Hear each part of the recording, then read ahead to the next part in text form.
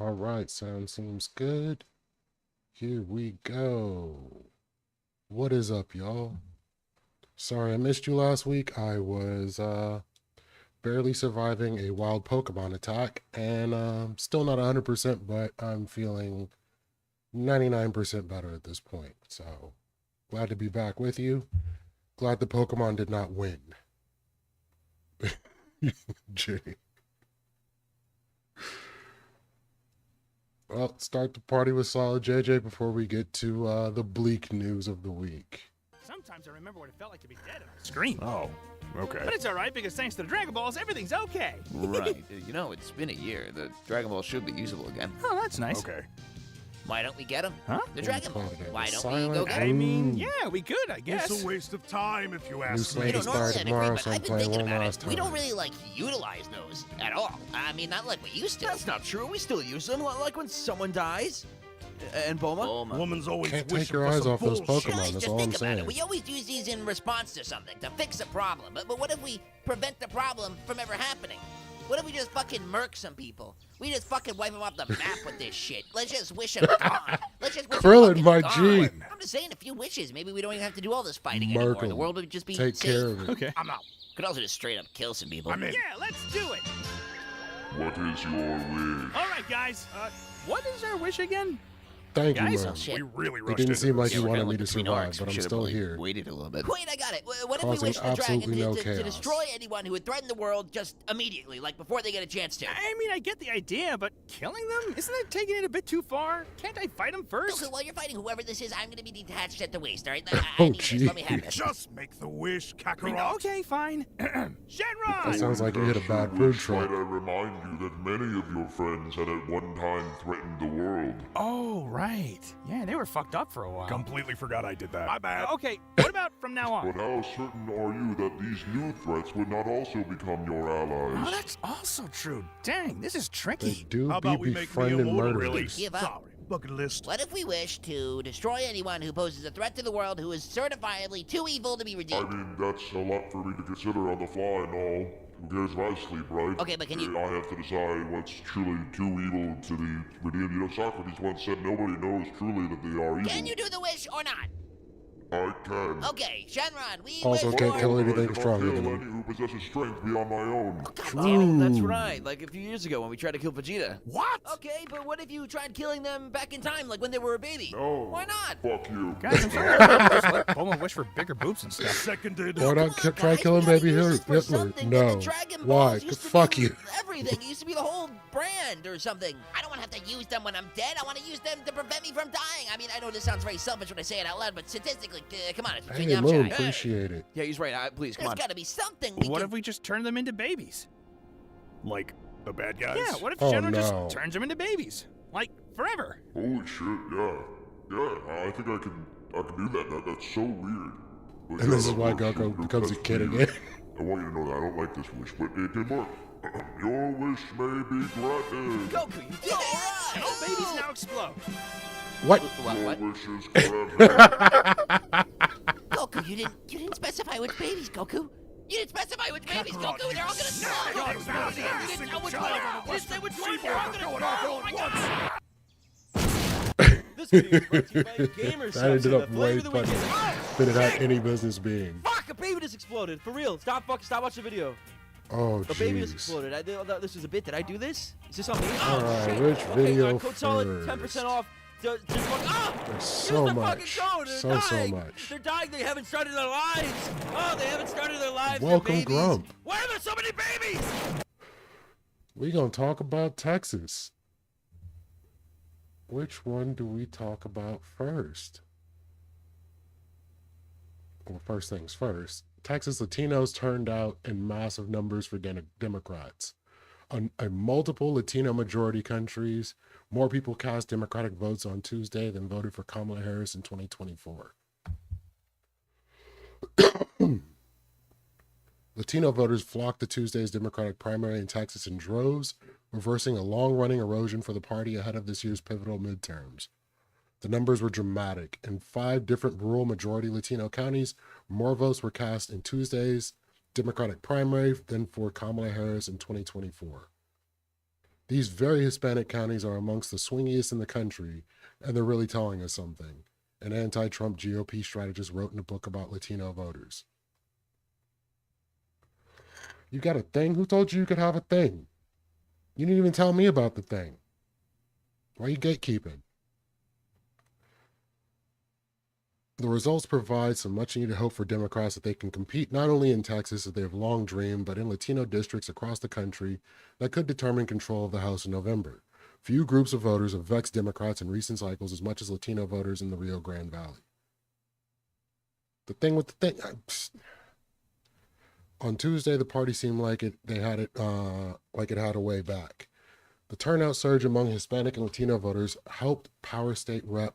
James Tallarico's Senate primary victory over Representative Jasmine Crockett, setting him up for a general election that is igniting Democrats' fever dream of finally flipping Texas. In counties that are majority Latino, Tallarico won by roughly 22 points, according to preliminary results, compared to roughly 3-point margin over Crockett in the rest of the state. So, where's the other part? Thought I had more stuff. But yeah, this one next. Let's move to the Republican results in Texas. We'll talk about Ken Paxton and Cornyn, who are going to go to a runoff in a moment. But let's start with Dan Crenshaw. This is a very well-known Republican. So happy, Emily, I'm you might sorry. have talked about this. Very kind of Oh, for reviled. sure. It's just a gift. For like a It's year? such a gift. Yeah. Why do, Well, yeah, you do it on my stream day. No wonder I didn't Why do know people about hate it. this Yeah, guy why so do you much? say that? He got absolutely obliterated, by the way. It was 50 as of right now.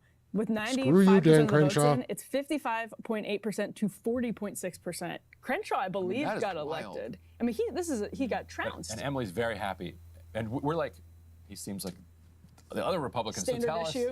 us like, Yeah, why, no, tell like, us I don't why get it people because hate I'm him. coming Yeah. from Colorado where we have like Lauren Boebert, and that would never happen to Lauren Boebert. I don't think. Does in she the hate- inside of what's her primary. Boebert and Crenshaw? Do they hate each other? What's their? I'm sure they hate each other. He hates anybody who is aligned with Tucker Carlson, but he also had picked high profile fights with Sean Ryan, Right. Who is really popular with conservative like podcast listeners. But just on a substantive level, he was out of touch with the base on foreign policy. He's an insider trading maven. He loves to trade on Gonna insider. follow his trades now that he's losing access. to Yeah, well, he was he wouldn't call it insider trading, but of course he's in Congress and he's And trading we stuff have Zachary. prolifically, Smart guy. which Let me is hop actually in the interestingly room. enough one of the things that this White House has zeroed in on. Being an important part of the Trump agenda for the midterm cycle. That's what they were at Capitol Maybe Hill ban Club it? talking Maybe about. do something about it. That's what Like, they're crazy saying idea. that Trump is going to run Republican candidates in What up, 2026 on stopping congressional insider So Hello. do it. trading. Because We'll the see. insider trading should happen How's it only in going? the White House. It only happens on. It's only in. Trump. Let me pause this for a second. What's going on with you? I'm just making some models finally after a few months without them. Finally feel motivated. So you started Ooh. playing with dolls again. That's great to hear. Be proud of yourself. No, I make the dolls. Someone else plays with them. Oh, okay. Okay. Yes, Gotta be there's a clear. difference. Why we gotta do this every time? What's up, Kyle? Oh, All right, you want to talk about the? One Sorry, second. go I was lurking the other day, Kyle. When Gibbs said he never lies, you didn't pipe up not one bit. Nah, son, you were compromised. All right, go ahead, Zephyr. Oh, I was just asking. Like, you want to talk about the Texas election? Yeah, by all means. I think people are kind of focusing on the wrong thing. Like, this was kind of bound to happen. There's always a bounce back for the losing party during sort of a midterm year, or mostly it is. Again, this has been a pretty big turnaround for the Democrats across the nation. But I personally don't know how many eggs to put in this basket. Like, if you think about it, like Ken Paxton and is it Cornyn or Corbyn? What's the other guy's name? It was Corbin. Yeah, like I don't know how anti-MAGA Corbyn is. I feel like he's diet MAGA, and then Paxton is like full MAGA. Well, I was on I guess you could call it a debate with Grid and some other dude, James, Oh whatever. god. and they were trying to speak about Cornyn, that guy, John Cornyn. They were trying to say that the Democrat Party is collapsing. When what you're saying, and this is just going to be in common conversation, the Republican Party is trying to figure out what his identity is after whatever Trump has done to it. So I expect great things coming forward. Collapse is such a weird word to use. Like, there is no indication whatsoever throughout this year that the Democrats are anywhere close to collapsing. They will likely flip the House. Like, I think Senate, in my opinion, comes down to Texas. If the Democrats can put a strong performance in Texas, or maybe even flip the seat, then there's no reason why they can't do that in other sort of more moderate states, or at least those other Senate elections that are coming up. But I don't know how much to focus on this election. Like, I guess it's a cause to celebrate, but it's like a fucking primary. Like, obviously the Democrats, seeing what's going on, were gonna come out in record numbers. The question is, what percentage of Republicans have voted in the Republican primary versus what percentage of Democrats have voted in the Democrat primary? Obviously, the Democrats have voted in higher numbers because they're enthused right now. Yeah, and I think they're going to continue to be enthused, and I think people are going to continue to be angry because literally things keep happening.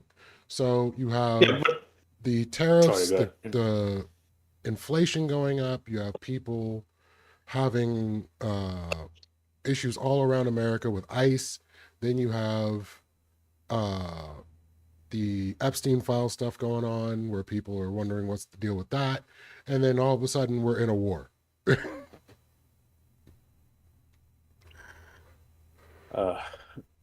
I don't know. Like, these Republicans, they find new levels to sink to. Like, at this point, I don't think like they qualify as a human when it comes to morality. Wait, what do you mean? That's how, like, the base level of morality that I would expect of a human being. Well, that's kind of where we're at right now, and I didn't want to say this, but you're kind of forcing it. Is the fact that to get what they think they were getting, you get on out of here. You run, Grump. They've given up so many of their morals. They've, let things slide, ignored things, argued for things they don't believe in, and had to put up with this, only to see everything getting screwed. But the question is if they have already sunk so low, what to say they won't go even lower and be like, what's the word? Like, they're hard press on. They're arguing for people that are caught up with small children. How much further can you go? Again, I'm telling you, there's always new ways. There's already people like Grid and like Gibbs who still will vote Trump, who won't hear the end of it, and until he is, like, if he's in prison through Epstein files or whatever, like, they won't believe the evidence. It's like Trump has eroded the entire trust in our systems and media to the point where half the country doesn't even believe. Now, I'm hoping that their personal lives are getting affected, so now they're feeling the brunt. But even so, I'm not particularly 100% confident. I mean, there's always going to be people that will never find or had a soul in the first place. But for your average person, I don't think most people are like them. I don't think. I mean, do you think most people are like that? I think if they're not immoral themselves, then they're either they don't have the information or like don't have the tools to interpret the information. Like, they will eat up anything that Fox News throws at them. Oh, your life is miserable because of Biden's policies that are still affecting you and shit like that. Hey. I mean, if you think so, I just don't think that's the way it works, because I'm going to say a lot of people are probably unhappy with having to suck it up for as long as they had to, and now they're going to actually vote with their morals to a degree. Of course, it's going to be kitchen table issues is the primary thing that people are voting on, And literally the Republicans have lost miserably on kitchen table issues. I mean, they're saying gas prices are lower. That remains to be seen until the summer because it always dips in the winter. I mean, So I need here an intro in song now, California, Kenny? here in California, it's above $5 again. So we're back to where Biden left it. It's not quite at $5 where I'm at. It's like 450, between 450, 475. Oh, shit. But still, Is my county charging me more? yeah, they don't love you. Fuck this place. All right, I gotta play this for Moon real quick. Hey, remember when people were upset about RAM prices skyrocketing because of the RAM shortage, because these companies were giving their RAM to the AI data centers, and people were worried that they were going to go after other computer components?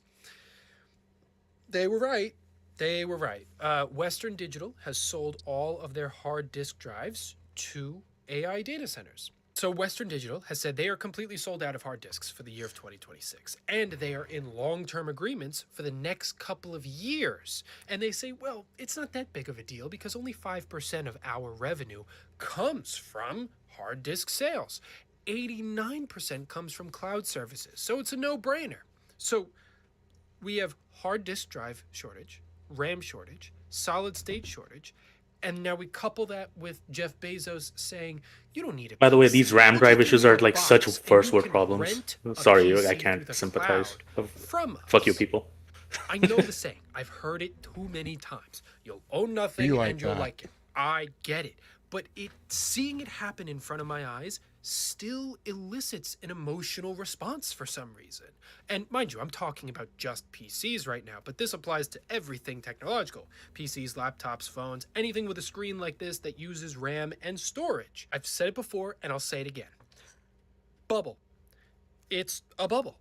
There's no profit so Zephyr's in far. here. Nothing has been profitable. All these companies are partnering with them. They're building these mega structures. These data centers are literally creating shortages in our materials. And yet, so far, there is no viable method outside of putting ads in your chatbot. Hey, remember when people were upset? Okay. So yeah, hard drives are going to be hard to get in the coming days. Everything's going to crap. You will have nothing and you will like it. Thankfully, I'm not building a computer anytime soon, so hopefully by the time Trump is out and I have to build a computer again, things will have chilled out, but we'll see. Okay, so back to this since Zephyr is quiet again. I'm here. I'm Hobby here. market. I just don't know what else to people say on named Dark RAM. Trump and Witkoff. It is a sacred I mean, what is there to task. But say? anyway, Because so I mean, you're looking at the shortage of materials to build computers, or they're astronomically expensive, and all the stuff is going to AI data centers. They're building more data centers, and eventually they're going to want us to be on virtual computers. So we're going to have virtual desktops running off of Raspberry Pis or some garbage. And essentially, as we're going through this situation with Iran, depending on how this skirmish goes and what we end up doing, the prices of more materials are going to go up. It's just going to get worse. Yay, Trump's America. Let's go. You wonder why I'm hopeful. Let the insiders This is out. Just only me. for the I'm sick of these executive branch. candidates creating their own coins and having people buy them for access. amazing. But he's self-aggrandizing. Listen, he's just said my perspective on him. He's self-aggrandizing, anti-populist in ways that were wildly out of touch with the moment, and just made him a really bad guy. From my perspective, I think voters probably We're had a similar hoping perspective. that But Trump Wago, ends up out of I think I've only office ever talked to him like sooner once. than later, and along in with the that rest of his conversation, he was administration, talking to me about Tucker and things Carlson can get back to unprompted, so- normal, and we'll have a reasonable You said economy. it won't. very well. He also They won't. These the investments, remap of the they are like state in the gave him billions of areas dollars. He had not represented. It will They take had not a long, seen like his campaign as months to a year or two before prices get normalized again. I mean, we Like, said these the deals same have been thing made. around the pandemic. Like, we weren't expecting things to go back to normal, and I think it was within 2 years. They said 2 weeks. I mean, we knew better than that. What were you thinking? I was thinking if they're saying 2 weeks, it'll probably be like a month or a month and a half. Nah, that's crazy. Not talk. 2 fucking years.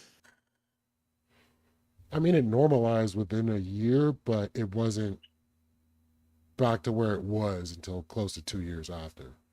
Another Right. refurbished But laptop it is? Yeah, exactly. yeah, the Did thing you is see that what the price of sorry. Xbox is going to be? Oh, they're still selling Xboxes? Isn't Xbox like finished already? They're making a new Xbox. My Oh sister god, sent me don't buy this. Xboxes. It's done. Well, It's no, I finished. mean, don't buy systems anymore anyway, but let me see if I can find it. Oh, I can't find it. But it was like, I think $3,000 or more for a new Xbox. What the fuck? Yeah, it was No, crazy. dude, that's who. What the fuck do they think they're gonna do with that? Like, how are they marking up their price like that? What's in it? Like, can it do more than what a computer does? Trying to find it. Da, da, da.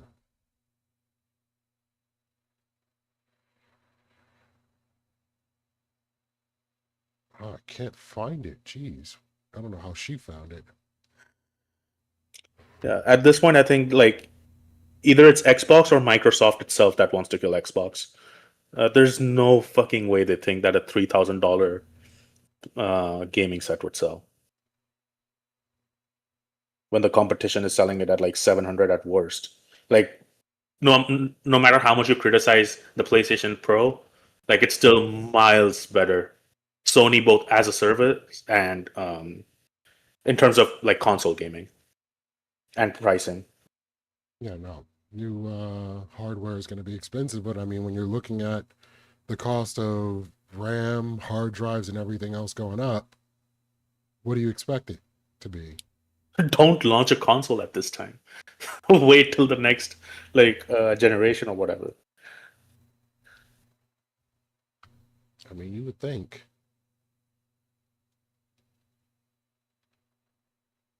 I cannot find this thing.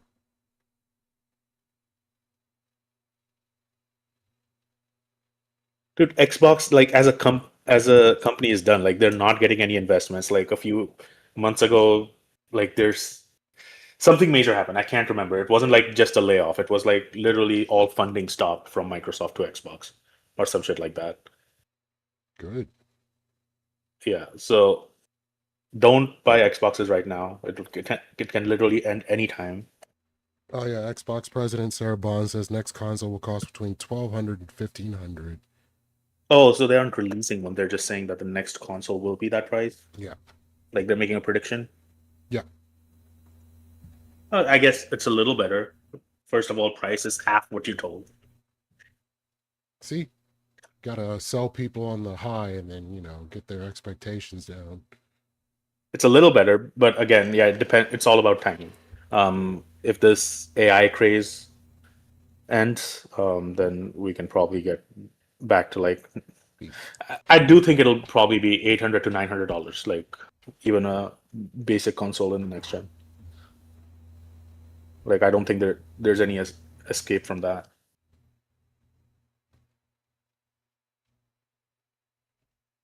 I mean, when usually systems are around $300, that's what it was. I think when PlayStation came out at like $200, people were like, "Oh, geez, hold up," and then all of a sudden they've been going up and up and up. I think the last ones were like what, $500, $600. Yeah, the basic one was 500, and then the Pro was like 700, or maybe even a little bit higher, like 750. So that's double what this generation's systems were. Yeah, I don't think 1500. It would be 1500. I think it'll be closer to like 800 or maybe 1,000.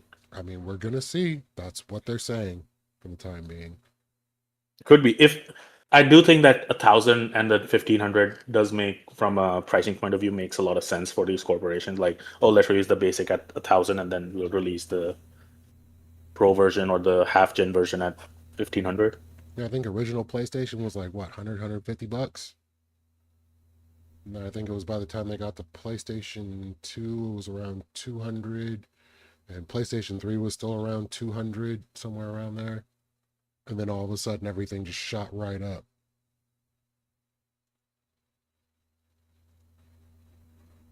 Yeah, computers became more common, but and compared to everything else, honestly, the PlayStation like gaming consoles have, considering like that how technology has improved as well, like they've been decently priced until now. I know a lot of people are struggling. I know it's a reality, but I'm just saying like it's impressive how much they have not succumbed to corporate greed compared to other companies. The government used 1,760 PlayStation 3s to build a supercomputer for the Department of Defense. Are you kidding me? No, that was PlayStation 2, and that was North Korea. I think it was. So they could There was make a or Iraq. Was it Iraq? Like there was a rumor that Saddam Hussein was buying all the PlayStations so he could run a secret facility or that's some some shit like that. hilarious propaganda right there. Yeah, I think I that like one that. rumor just exists in multiple forms. Okay, I'm just gonna get straight to the fun stuff. Then we'll leave the election stuff alone and go straight to this dude. No. Wait, you haven't given your opinion My opinion on what?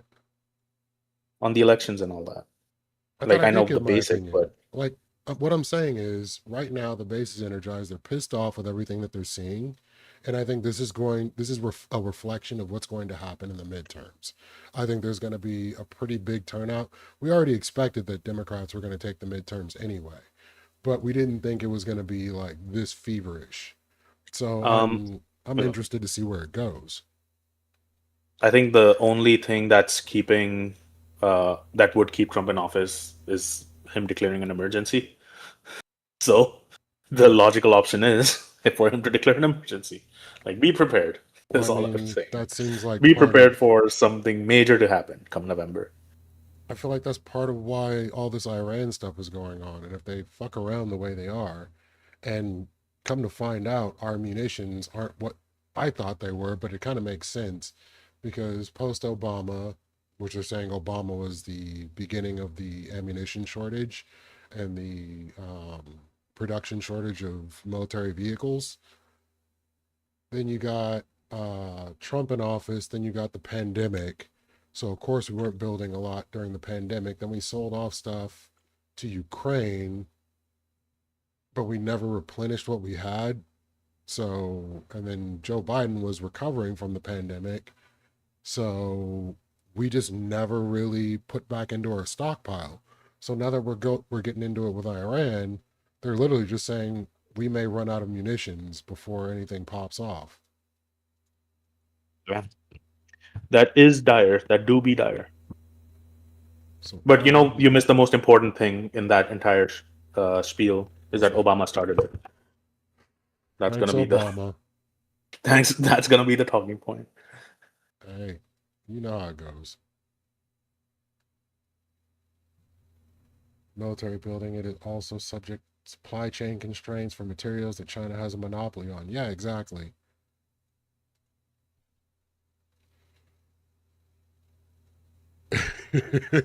Teddy's voting for Trump for the third term. I would vote for him too. If he manages to get on the ballot for a third term, I'd vote for him. Fuck it. Yeah, what's the point pretending anymore that at that point, right? Oh no, I just want them, like, if they're gonna keep pushing like this, let everybody see like this is never what you want again. I want it to be so burned into people's psyches and retinas that they'll never forget. You're using the Leto 2 Atreides method. Sometimes it gotta be like that. God Emperor Leto 2. America blaming a Although black he man ruled- for a white man's actions. No, never. God Emperor Leto 2 ruled the galaxy for 2,000 years, so you have a lot of catching up to do in your endeavors compared to him. That was post my first vote that we ended up with Bush, and even at the time I thought Bush was an idiot. And I was like, well, after this shit show, nobody's gonna vote Republican for at least You fool me 4 or once, 5 you won't get fooled again. 4 or 5 administrations. Like, I thought we were Gucci. No. No. It got so much worse. Obama is horrid.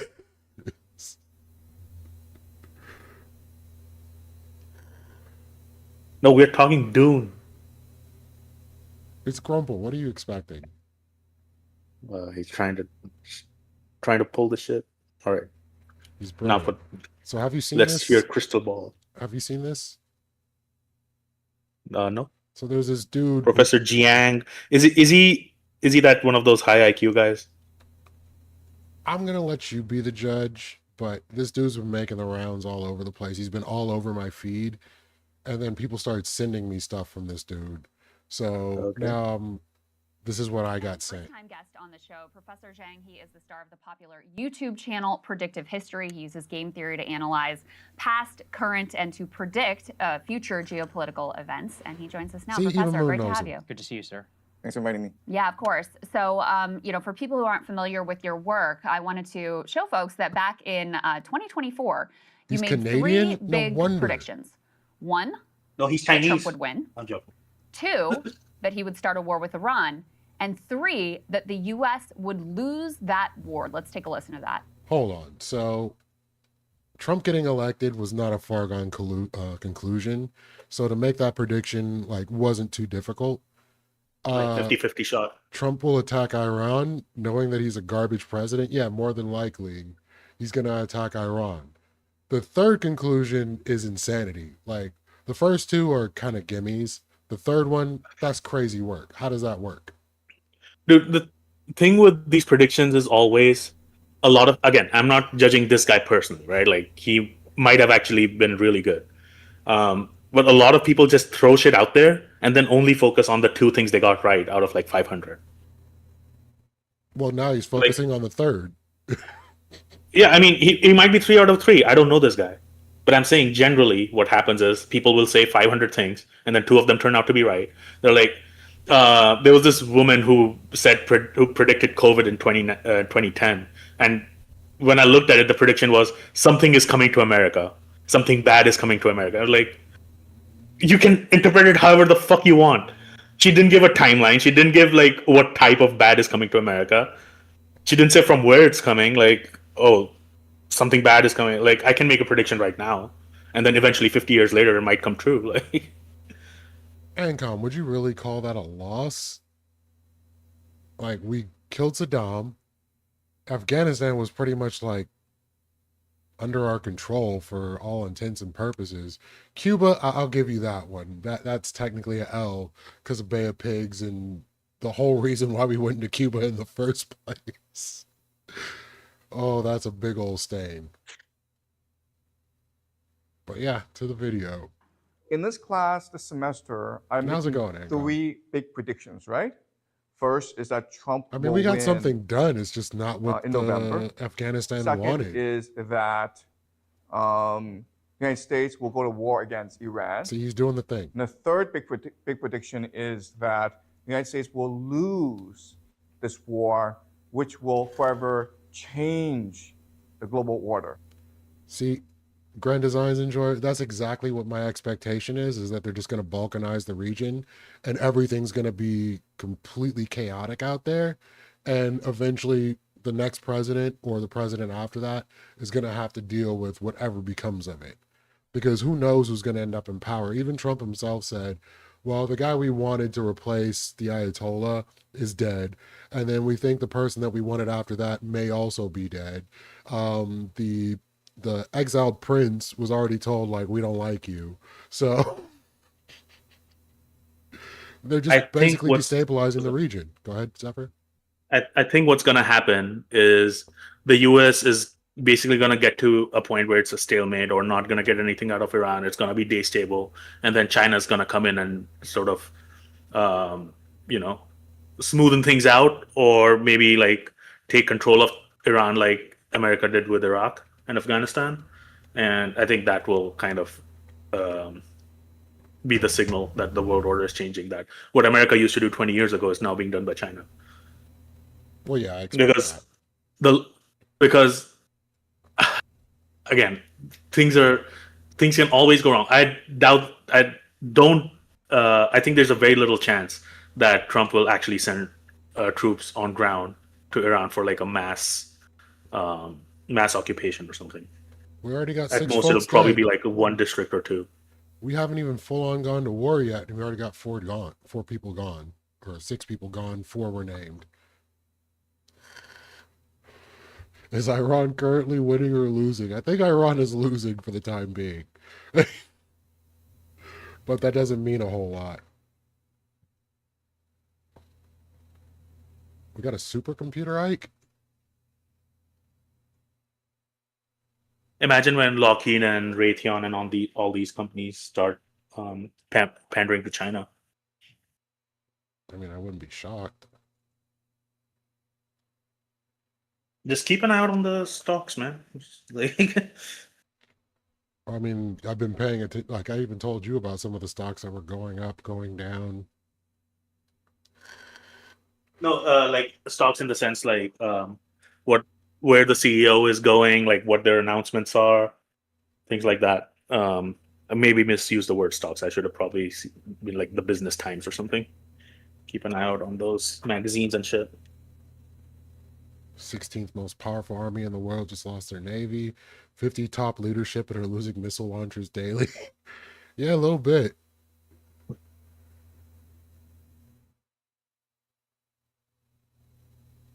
A cluster of 1,760 Sony PlayStation 3 processors bundled with more conventional equipment. Yes, great stuff. Don't worry, we'll get there, Ike. We'll get there. So obviously that last one is the only one that has not yet come to fruition. Is quite a stunning prediction. You know, do you stand by it, and what have you seen so far that leads you to sort of stand firm in that conclusion? So, given my analysis of how the war's That part is progressing, crazy, I Vigi. think The that fact that they Iran actually did breach has the dome. many more advantages over the United States. The reality is that right now, it's a war of attrition between the United States and Iran. And the Iranians have been preparing 20 years for this conflict. In their eschatology, in their religion, this is a war against the great Satan. They've had many practice runs. Last June Okay, he sounds was very a much like a 12-day war propagandist right when the now. Iranians were able to examine, analyze the strike capacities of both the Israelis and the Americans. And they've had a lot of time, 8 months, to prepare fully for Hey, this new Despy's attack. here. They, through their proxies, the Houthis, Hezbollah, Hamas, and the Shia militias, have been able to really grasp the American mentality, and now they have a pretty good strategy of how to weaken and ultimately destroy the American empire.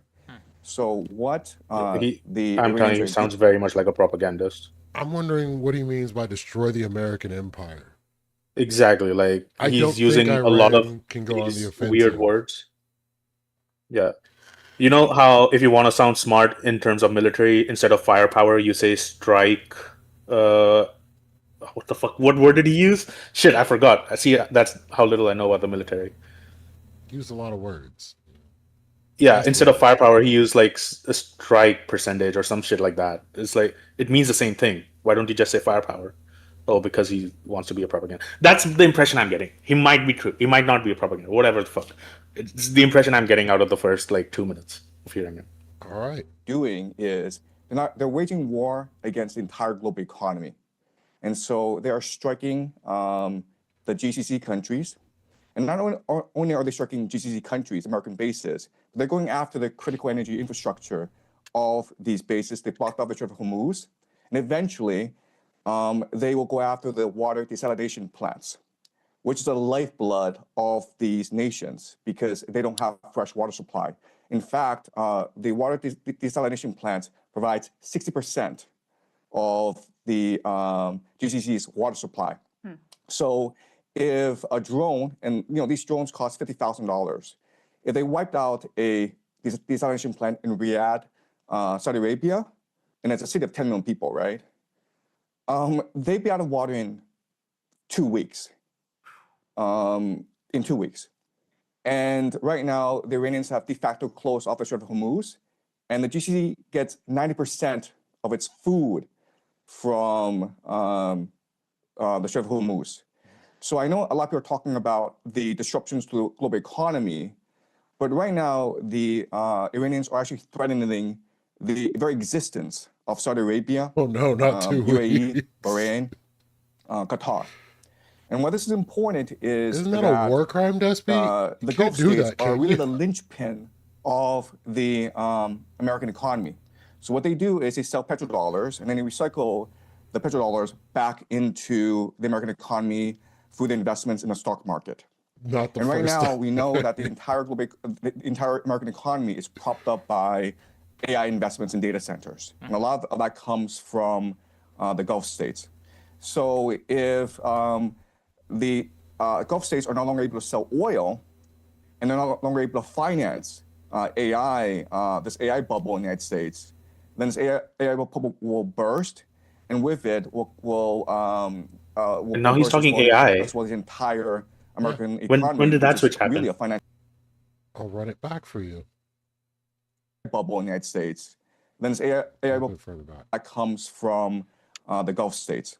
So if the Gulf states are no longer able to sell oil, and they're no longer able to finance AI, this AI bubble in the United States, then this AI bubble will burst, and with it will Wait, if they're burst not as well. able to sell oil, the AI bubble will burst?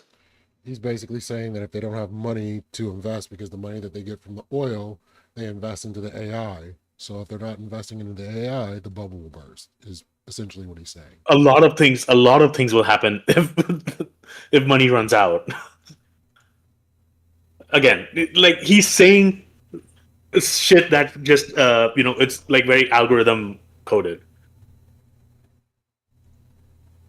Hey, I'm to not his sold. conclusion, we'll just take over Iran and fund our AI with their oil. Not a bad idea. Nair is genius on these things. Is AI bubble is already bursting. That remains to be seen at the moment. It seems to be full steam ahead AI for the time being.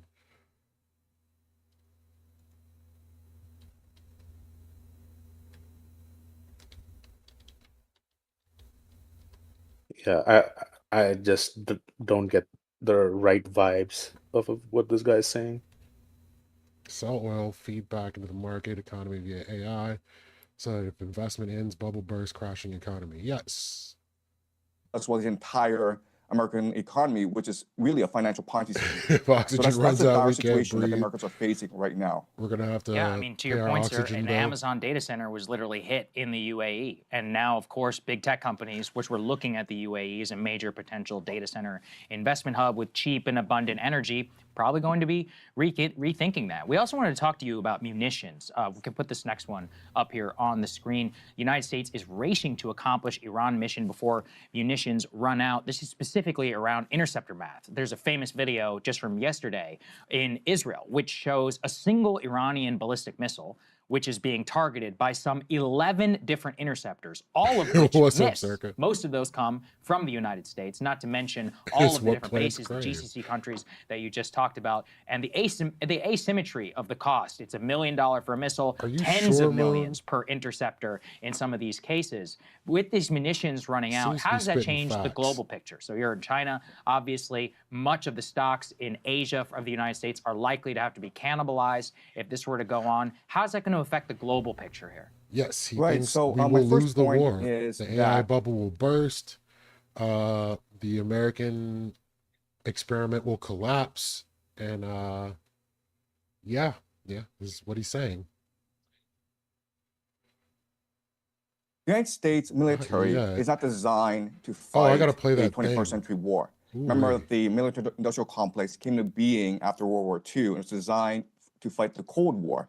And the Cold War was really about muscle flexing, about who was able to send people up into space, who was the first to get the person on the moon, who had the more complex missile systems. And so the entire Leethy, pause the video. Yep. I can almost. I'm like, okay, I'm like about 80% there. Maybe in a few minutes I'll be 100% there. I'm almost at the point. Like within 2 months, this guy will start spreading pro-Trump propaganda. 2 months. When he realizes which side is more likely Giving him more to, money or yeah, give him more money and or give him more clout. I'm 80% there, but let's keep hearing. I might get there soon. American military strategy revolves around very We've been at war for all sophisticated 60 years. This guy's technology talking that nonsense. We were costs a lot built of for money war. to build, and that's what the American air defense system is basically, and that's why we're seeing this asymmetry, as you point out, in this war, where you have these $1 million missiles trying to take out these $50,000 drones, and it's not sustainable in the long term. Oh yeah, I did hear And the so what Kurds we're were getting involved. seeing I'm shocked that is they're actually really still willing to the get down. puncturing of the aura of invincibility and invisibility that sustained American hegemony for the past 20 years, especially after the collapse of the Soviet Union. And this is really a reordering of not just the global economy, because this signals the collapse of the petrodollar, and with it, the entire US dollar-based reserve currency system, but also the global hegemony of the United States. We're moving towards a multipolar world. Professor, this morning, Secretary of War Pete Hegseth was asked a question about potential ground troops in Iran. He refused to rule out that possibility. And he said, oh, well, we're not going to project to you what we will or will not do, but we don't want to, rule anything out. We will do what it takes. Do you think that America will end up invading Iran from the ground, since it's already becoming relatively clear they won't be able to accomplish the goal of regime change or even regime collapse using just air power alone? Right. So everyone says that the worst calamity that could happen in the United States is if it were to send ground troops into Iran. At the same time, Circa, the United this States dude's are just committed spitting to regime crystal ball change in Iran. astrology. We've never had a precedent in think he might history try. where you were able to regime change from the air alone. You need ground troops. And so unfortunately, what's going to happen over the next few months is that pressure will build on America to send ground troops, especially from the GCC countries and from Israel, which are being pounded right now by the Iranians. So remember that if the GCC countries, Saudi Arabia, Qatar, UAE, Bahrain, if they go, then the petrodollar goes with them. So the Americans need to protect. No, I mean, for real, Circa, of course Venezuela wasn't going to do anything, and we didn't start, going crazy bombing them for days. They didn't manage to kill any of our troops. We're trying to do a thing that we have no business doing. We have zero pretext whatsoever to be going after Iran at this point. It's just Israel went in, we went in right after them. Absolutely no plan for what happens afterwards. What's this guy's credentials? Don't you see those glasses? Come on, Ike. Get with the program. These countries, and these countries are going to demand that either the Americans bribe the Iranians to cease, and this is like $5 trillion in indemnity, okay? Or send ground troops to wipe out the Iranian threat once and for all. And I know that there's no political will for ground troops to be used against Iran among the American people. But remember that 78% of American people was against initial strikes against Iran in the first place. Right. And one of the things that really comes into question, I think, with all of this, sir, when we're looking at the geopolitical picture and the sacrificing in much of this from the United States on behalf of Israel, is kind of a question as to who and what wanted this. We were actually curious for your view on a disputed report here from the Washington Post. We can put it up here on the screen, F3. A push from the Saudis, Israel helped move Trump to attack Iran. Now, this has been internally disputed by Saudi Arabia, saying that they did not push the Trump administration to attack Iran. However, this is I told you Circa's a nice guy. I don't know why you were shitting on him that day. To at least lay some of the blame on behalf of the GCC. What do you make of this analysis and of this narrative that Saudi Arabia was also trying to be behind this push to bomb Iran? So I've always argued that both Saudi Arabia and Israel are heavily invested in regime change in Iran. In fact, Saudi Arabia sees Iran as much more of an existential crisis than Israel. Because remember, Israel still has nuclear weapons, and Israel is a very diverse, very sophisticated economy, whereas Saudi Arabia is completely reliant on oil. And it's always had problems with Iran because Iran is a theocracy opposed to the Saudi monarchy. Iran funds and equips the Houthis, which have been antagonistic towards Saudi Arabia for the longest time. And right now, the Saudi economy is suffering. It's been trying to pivot towards more of a tourist economy. That's why they brought in Ronaldo. That's why they're switching to e-gaming. That's why they're building something called a. I thought that was crazy that the Saudis just straight up got into e-gaming. Like, what is going on with the world? Now the Saudi economy is crazy. The Saudis, they're like a poor person's impression of what a rich person invests in or looks like. It's so It's so like internet brained, so Instagram brained. It's the same problem with Dubai. They have not built the infrastructure, the ground level, grassroots level infrastructure that's needed to sustain these huge ass buildings. You know, there's no like sewage system in the Burj Khalifa. Like you have trucks that have to carry like all the shit from that huge ass skyscraper and then dump it in the desert somewhere. I would be looking at like a country like Oman. Oman is like called the anti-Dubai, and some of my family's been there, and everybody says like it's an amazing place. Like you can see that it's growing very organically. It's not forced. It's not like social media clout that's getting them there. They don't care about all that shit. They care about like educating their people, about creating like a sustainable economy and things like that. But it's not tall enough, Zephyr. What's not tall enough? It's not Oman? as tall as the Burj Khalifa. Man, that's true. But you know what? If you can throw a rock from the Burj Khalifa into Oman, I bet you can throw a rock from Oman onto the Burj Khalifa as well, if you're powerful enough. That's how physics I works. asked Z about Anthropic. What about Anthropic? They canceled their contract with the government because Hexet asked them, or Hexet or DHS or someone asked them to leak people's data or some shit. So I'm like, okay, fair, but like you're one company in like literally a million. Doesn't change anything. Oh, Circa called BS on you, Z. They connected the sewage to the total grid in 2015.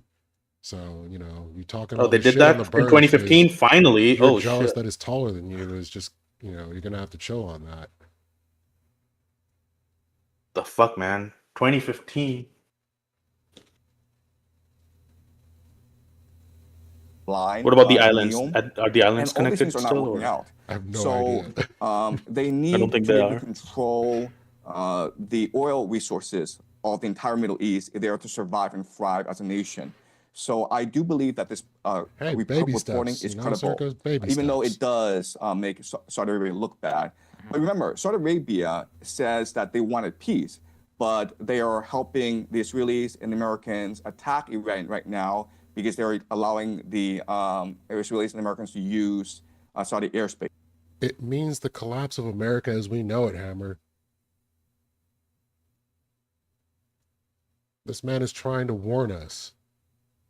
So help us understand, because it still feels to me like there's some pieces that don't totally add up. You had in Y'all feel him advance of gathering this key? war on Iran, you had top military brass, up to the chairman of the Joint Chiefs of Staff, saying this is a really bad idea. You know, we are not ready for this. You know, all the math on the interceptors that's been talked about for months at this point, and yet Trump still decided to go ahead. What is the calculus that he was making here that led him to take what, you know, already appears to be catastrophic actions? Right, okay. So this is the key question. Why do they do this? I think there are three possibilities, okay? And I think all three possibilities are valid. The first is that of hubris. If you look at history, this is how empires behave. So the My God, Mandela another propaganda kidnapping line. was Bro got great, the talking point from Tim successful. Pool. Circa just wrote a book. Hold up. First, Yang refers to Zhang Jiqin, a Chinese-Canadian educator, writer, and geopolitical theorist known for his YouTube channel, Predictive History, where he uses... Oh, you're just giving me the AI overview of this dude. He's applying concepts like Isaac Asimov's psychohistory to understand power dynamics and human behavior. He's recognized for his work in Chinese education reform and critiques of contemporary Chinese politics, advocating for liberal values. Those methods recognized Draw both praise and skepticism. What in the fuck is this? I love it. Yeah, Kung Fu Joe knows. Like, if we don't stop our sinful ways and stop letting women speak in public, the entire country is going to go to hell. And it was adrenaline rush for Trump. And that made him overconfident in the capacity of the American military. Okay, so hubris is a factor, and we see this throughout history. Why did Hitler invade Stalin? Because he conquered Europe really easily, and he thought he was invincible, right? And that led to the destruction of the German army in the Soviet Union. So hubris is a he's factor. banned. Then you have to look at internal political calculus, where even though America does not benefit from this war against Iran, Trump himself personally benefits. Why? Because the Saudis and the Israelis are bribing him to attack Iran. Remember that the Saudis invested $2 billion in the private equity fund of Jared Kushner, who is the son-in-law of Donald Trump. And the Israelis, through Miriam Adelson, have been financing Trump's political career, right? So Miriam Adelson, a few months back, said that she will put up $250 million if Trump were to run a third term.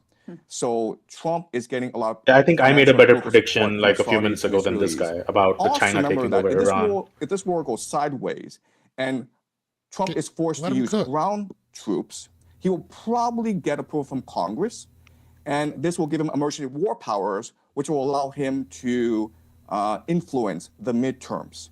So Trump is thinking about a third term. And I think at the ballot box, he probably won't get it. But if there's a war going on and you can delay elections and you have emergency war powers and people... So keep in mind, there's nothing in the Constitution that allows for delaying elections, stopping elections in the case of a war, even during the Civil War. And this is when they drew this up to make it so that we don't have elections. There is nothing in our framework that allows for withholding elections. Rather on the flag, then he probably will get a third term. And the last factor that is very important is the eschatological factor. Did he say Trump will likely get a third term? No, he said if it happens at the ballot box, more than likely you won't. But if he uses emergency war powers, all Circa's losing it. I'm not running it back for that because it's just kind of wacky. Because he's not really saying anything. He's like hedging his bets on like, oh well, if this little thing happens. Yeah, he's basically saying what we all say, except he said it in a classroom, and he might have said 500 things in the classroom, and those 3 things are getting clipped. He might have had he probably had 14,000 clips of him making weird predictions, and then he only released the one that are getting true. Oh, for the one about Trump winning the previous election, yeah, he did make a prediction that Trump was going to win the election, but he made 3 predictions in one shot, which was Trump's going to win the election, Trump's going to attack Iran, and then the third one was Iran's going to beat the U.S. in whatever conflict it is. Do you see any actual students in his classroom in any of the videos? I don't watch his videos. People have just been sending this stuff. I don't really watch it. The stuff that's getting sent. The only reason I'm watching this now is because he ended up on a news station instead of just basic YouTube videos that he was already doing. So the only reason is because there's other people talking to him. This is why I'm watching this. If you look at the Epstein files, it's clear that we are run by secret societies. It's clear that the world is run by these individuals who have... Wait, Circa, I'm going to need you to sit down, take a couple breaths before this. A lot of power. We don't know who they are, but they control the military. They control the national security apparatus. And these people, there are different names for these people. Oh my God, he said a thing I like. Illuminati. He's not a propagandist. And the Illuminati are composed of 3 major groups, okay? You have the Jesuits, who control the Vatican. You have the Sephardim Frankists, which control the modern state of Israel today. And you have the Freemasons, which control the national security apparatus of the United States. And they believe that Israel, this war in the Middle East, is key to the end times in creating heaven on earth. So it's like a script that they're following, even though it doesn't make any geopolitical sense. Okay, so I would say that these 3 are the best reason why this How happened. good were my vibes, Leafy? Well, Just sir, pause I it hope you and tell come me how good was I after like literally the first 10 seconds. Did I not predict everything that was going to happen? I give you a solid 7 Why am I not on breaking points after making such solid predictions? because because you didn't broadcast it. You got to Will I get my interview, bro? make the video. It is on YouTube. It's going out on YouTube, right? Just spread it, okay? Timestamp it and spread it. Let's go. I mean, you can clip it yourself. Like, my stuff is fully available to you to clip. This was very Yeah, I'm gonna informative, do I that. think, for both of us. We deeply appreciate your time. Thank you. Thank you. Hey. All right, so that was that. So here's some crazy. That entire regime is led by radical clerics who don't make geopolitical decisions. They make decisions on the basis of theology, their view of theology, which is an apocalyptic one. A few moments later. This is the headline. U.S. troops were told Iran war is for Armageddon, return of Jesus. Advocacy group reports commanders giving similar messages at more than 30 installations in every branch of the military. So far, the president has said that's just the way it is regarding U.S. soldiers killed. And according to bombshell new reporting, What language is he talking in? reasons given to U.S. soldiers to justify yet Irish? another war is even more sickening. As one nation, we I don't grieve speak Irish. for the true American patriots who have made the ultimate sacrifice for our nation, even as we continue the righteous mission for which they gave their lives. We pray for the full recovery of the wounded and send our immense love and eternal gratitude to the families of the fallen. And sadly, there will likely be more. Before it ends, that's the way it is. The past week, the U.S. has entered What the fuck? another major military conflict in Oh, the Middle East, ominous, dude. this time with Iran. Without any declaration of war by Congress and without a clear constitutionally grounded justification offered to the American people. Well, I think the imminent threat goes back to nuclear weapons. Yeah, but I The mean, way it the is, assessment was it exactly. could take 10 years. Oh, 10 years for an ICBM, we know they have. but Trump said it was obliterated. Strikes that began on February 28th while the president was partying in Mar-a-Lago, part of what the Pentagon calls Operation Epic Fury, included the killing of Iran's leader, a dramatic escalation that has now resulted in hundreds of deaths and pulled multiple The biggest countries sign that America is into losing is that they're running out of cool names for the operations. That the US What the fuck is Epic Fury? Saudi Arabia was still in place. So a I don't level of know. intelligence seeing Epic these Fury threats sounds coming more to like your point, one of those the parody ability movies. to interdict It's a missiles song coming from the Department of War. US consulates and embassies seems to be diminished. Look, take Riyadh here, the capital of Saudi Arabia, yesterday as an example. 4 drones get through to and hit in and around the US embassy here, yet 5 drones fired at the massive Operation Saudi Saddleback military AK. airbase just outside of the capital. Those were all brought down. The 2 drones that were fired at the big Saudi oil refinery near Dhahran in the east of the country, 2 drones fired there. They were shot down. Some debris did Don't set worry, fire there'll be to oil another one. facilities. But it seems that there is a weakness or a hole in the defensive systems around. But the narrative the American public is being offered about the war in Iran isn't just shifting in some military units, it's downright surreal. According to reporting by independent journalist and a former colleague of mine, Jonathan. This right here, U.S. troops were told the Iran war is for Armageddon and the return of Jesus. Advocacy group reports commanders giving similar messages at more than 30 installations in every branch of the military. Circa, this is why these Christian nationalists cannot be allowed to function. Larson, U.S. troops have logged complaints that commanders told them the conflict with Iran is, quote, all part of God's divine plan. Armageddon, and that President Trump was, quote, I don't know, man. anointed by Jesus to signal No, the no, end no. times. Yeah, really. The thrice-married pussy grabber who could not quote a Bible passage if his life depended on it is somehow anointed by Compelling Jesus in the to sense send the that we U.S. don't into know what another the war. definition of With any of those this is at comments this in point. mind, let's remind ourselves of what Marco Rubio just said as a means to justify this war with Iran. That's in Iran despite years of sanction. Imagine a year from now or a year and a half from now the capabilities they would have to inflict damage on us. It's an unacceptable risk, especially in the hands of a regime that's run by Revelations radical and clerics. Revelations 2. The Ayatollah was a radical cleric.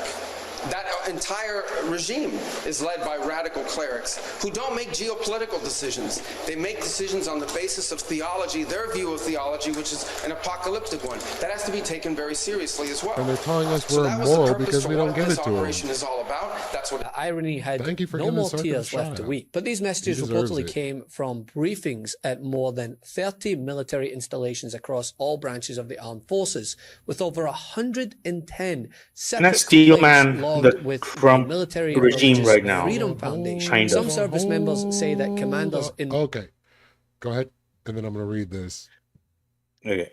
I guess the Steelman would be that what they say to the troops is not likely. Like, the point of saying something to the troops is to boost morale, is to have influence them, in sort of more motivational or aspirational ways. And if a large portion of the military gets motivated through theological rhetoric, then yeah, you could say them.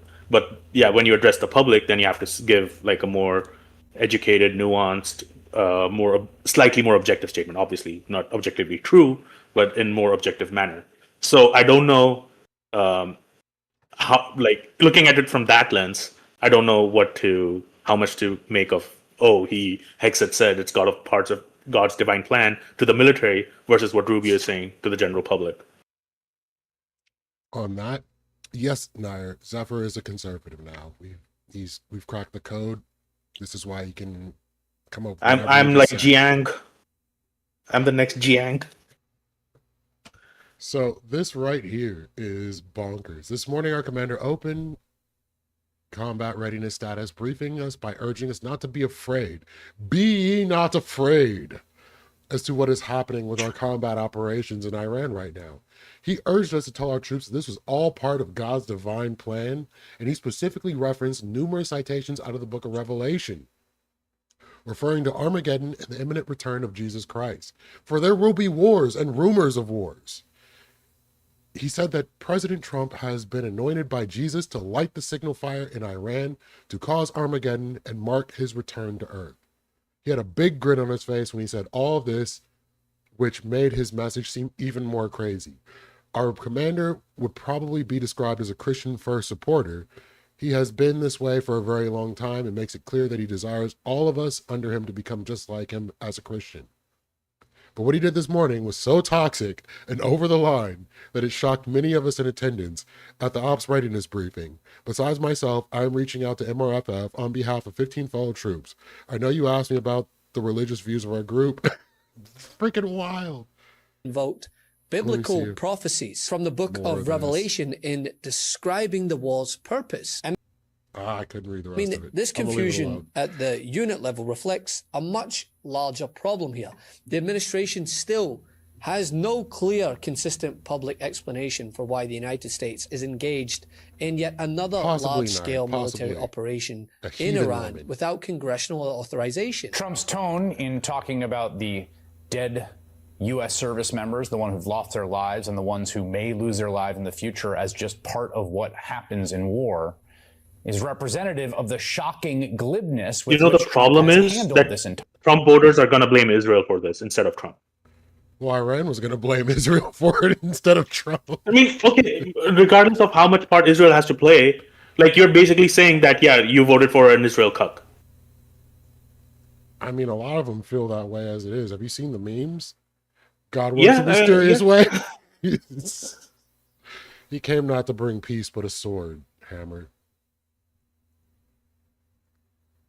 entire war. This is crazy. In fact, he did not even speak publicly until today, the third day of this conflict. And that's because Trump spent the weekend What happened on the third day? House in West Palm Beach. He launched a massive military undertaking, an unprovoked war of choice, in the middle of the night from behind some hastily hung curtains in his vacation That home. was a badass story, Looking though, absolutely sir. exhausted, I might add, wearing a The ridiculous jawbone of USA an baseball ass. cap. Obviously, in the midst of an operational security nightmare, one might wonder, can any Mar-a-Lago guest just swing by and poke their head in to take a look at the big poster showing the location of all of our military personnel on the Dude, why is Mar-a-Lago the new war room for Wear an America? Apple Watch. Why is Mar-a-Lago the new war room for America? Because this fat ass ain't going anywhere. Like, for Or turn real. the White House into the Gold House and then doesn't even live in it. Oh, I love it. So Mar-a-Lago needs to be like raided at the earliest possible like moment. Bro, what if they There's gonna win be the so much battle shit there. blaring "We Are Charlie Kirk"? I love it. And bring your iPhone into the supposedly secure facility near all the dancing. The official messaging from the White House and Pentagon has shifted repeatedly, initially invoking threats from Iranian missiles and nuclear ambitions, which, by the way, runs contrary because I thought all their nuclear capabilities were obliterated. What happened there? Trump said it was obliterated. The nuclear weapons were All right. obliterated. So what's We even a know threat? they have stockpiles of nuclear material. Are the facilities down? Were they rebuilding them? Yes. We know that. We know they had nuclear material. We know that too. We know they had the will to launch them. They already have. They put on missiles, kill destruction of Israel. They support the Houthis, Hamas, Hezbollah. The Houthis. No blowfish. They support the Houthis. Bring Kurds back in Houthis. Being anti-American, but in terms of the justification for this, how are Americans supposed to believe this administration when they've thrown out different justifications? And part of what they said in terms of this imminent threat has been contradicted by the intelligence provided to congressional staffers. And we know in America's history, justifications for war publicly have been lies. All right, you and I both watched the State of the Union. Was there any doubt Ooh, in the your Civil War mind who the based on a president lie. was on Iran? No. They will not have nuclear weapons. He said that clearly, concisely. It was crystal clear. And the negotiations clearly were ending where they weren't going to give them. Then went on to talk about preempting anticipated Israeli action because, of course, if Israel says jump, here, we're fighting here the bad guys. We're the good guys. and other throwaway reasons where they stressed the need to defend U.S. personnel and allies. And yet closed Pentagon briefings to Congress acknowledged that there was no evidence that Iran was preparing an imminent attack on U.S. forces. A key You know, one premise thing that has become been clear to me is that some part of MAGA is more like has more brains than people like Prime, who will still continue to say, "Oh, I didn't vote for Kamala because of the genocide in Gaza," and will continue to see this shit happen and continue to say, "Yeah, at that time, I probably would still have abstained from voting." I'll ask him about it So, later. who's more retarded, MAGA or the Prime types? MAGA. MAGA. Fuck I you. mean, still, like, there's no. You just want to be way back around on it. all black everything. You just Yeah, want Boone to agrees it's don't want to MAGA. lose your black Everyone card. agrees. I mean, just because people didn't show up to vote over Gaza, I mean, that's a moral thing. They literally were standing by their morals, whether or not you might think it's stupid. Like, I'm saying some of the MAGA are changing their minds. The Gaza genocider ones aren't. oh, That's not what the I'm saying. the hardcore MAGAs, like I said some of the they'll- MAGA. They'll scoop it up no matter what. Well, I mean, I said some of the MAGA. They cease to be MAGA at that point. They've broken. Yeah, so they're more lots. reachable than people like Prime, right? So I mean, I think that was the Prime point. could be reachable at this point, but again, there's always going to be a line. He was on Wick's panel not 2 weeks ago Before and says he Iran- doesn't regret anything. Before Iran got its shit kicked in, so we'll see how that rolls. He might I will change his bet you mind. $100. I will bet you $100 right now. He hasn't changed his mind. Are you betting me $100 to go and convince Prime to say he changed Not his mind convinced. so I can get money Just- from you? No, to ask him what does he think of the 2024 election now based on what's happening in Iran. Would he have voted for Kamala? And he would continue his line of no. If you make a bet with me, you know I'm going to stack the deck a little bit. How much depends on how much. Then we can go from there. Well, don't worry. Somebody will clip this and I'll make that $100 in about a week. So he's gonna help his black brother out. Okay, that doesn't work. I'm gonna help He's gonna my be like, black oh, you know brother see what? the light. I just want, and you want to be on all black everything. So that's why you're taking his side. You don't want to lose your black card. I know all these games you people play. You What do people. you I said mean, you people?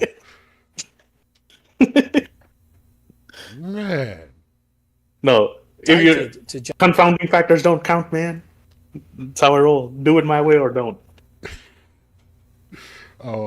Mike wanted to know if you saw the Aftershocks lineup today. No idea what that I did, dude. It's so good.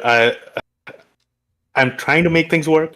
I'm likely not going to be able to go this year, but the lineup's so good, I might be able to make it work. I want to try and make it work. What are you people So even we- talking about? It's a festival. It's a metal music festival Oh, in California. One of the bigger ones. okay. I had no idea. Cool enough. Yeah, come over to NorCal sometime, brother. I don't know. That's a drive. My car. Show you doesn't some like me. I'd have to actual take the liberal train. women. Ho, ho, ho. I'd have to take the train for that. I'm gonna take your asexuality and put it back where it belongs. The concept of ABBA and Preach, or ABBA the disco musical. Hammer. Justified Dancing preemptive action, Queen. which Democrats have called out. 'Cause that Was is there a pretty threat cringe. to the US or a threat to Israel? And if Knowing we are me, assuming that a threat knowing to me. Israel means a direct threat to the US, then we are in uncharted territory. Let's also be clear. What's cringe about all black I've said everything, Hammer? before, I've said now, This man. there was the black no part. imminent He looks like he has threat cotton mouth. to the United States of America by the Iranians. There was a threat to Israel. If we equate a threat to Israel as the equivalent of an imminent threat to the United States, then we are in uncharted territory. We have seen the goals for this operation change now, I believe, 4 or 5 times. And the point remains, what Trump is calling necessary military action has not been backed up publicly. And now, yet again, the United States has dragged itself into further conflict in the Middle East while taxpayers are struggling to make ends meet at home because there's always money for war, right? And it's gotten so bad that even But the no likes money of for reparations. Megyn What Kelly is and this? Tucker Carlson and other prominent conservative voices in the media are up in arms. We're the ones who are putting our best and bravest at risk right now. And he says the Iranian people it's up to them to now sort of take the baton and like install new You don't leadership. think you can they have no clarify? guns. I think you They're can sheltering in clarify. I place think you can hop in because the we're Discord bombing right now and their clarify. country right now. How are they like? What is the plan for them to like then take the baton and install a new leader? Like, how are they going to do that with the IRGC still intact and there still being Iranian leaders? Not She's everybody was actually wiped correct, out. holy. And his comments to the press today seem to be they're going to lay down their arms and join with the Iranian patriots. No, they're not.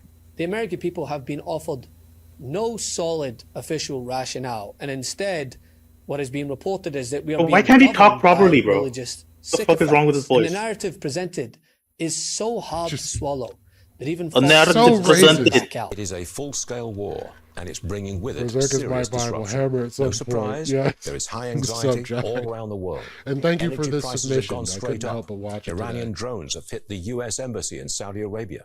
The State Department is telling Americans in more than a dozen countries, leave. Luxury hotels in the Gulf states have been hit. Qatar has stopped producing nat gas, and the price has spiked. The cost of insuring oil tankers is going straight up. Voters, they're getting skittish. Dragon and Hammer. So 59% explain to me, disapprove. Hammer, what is so cringe about ABE? Okay, listen. The B part I told you already. The word that I use is pretty apt because I feel like, okay, all right, okay, you know what? I'm just gonna say it. All right, He's gonna say it. I feel like when it comes to a lot of black people online, especially like content creators, Ah, quote I unquote, told you. there's like this obsession with identifying yourself as black and building your identity and being like, I'm black. That's my entire I'm like there's one called Black Nerd Comedy. Like you gotta identify everything in that vein. And I find it kind of cringe. Dude, the Black Ranger chose to wear, you know, the black guy who played the Black Ranger? He chose the black color. No, he didn't. That's how cringe it is. He wanted to be the Red Ranger.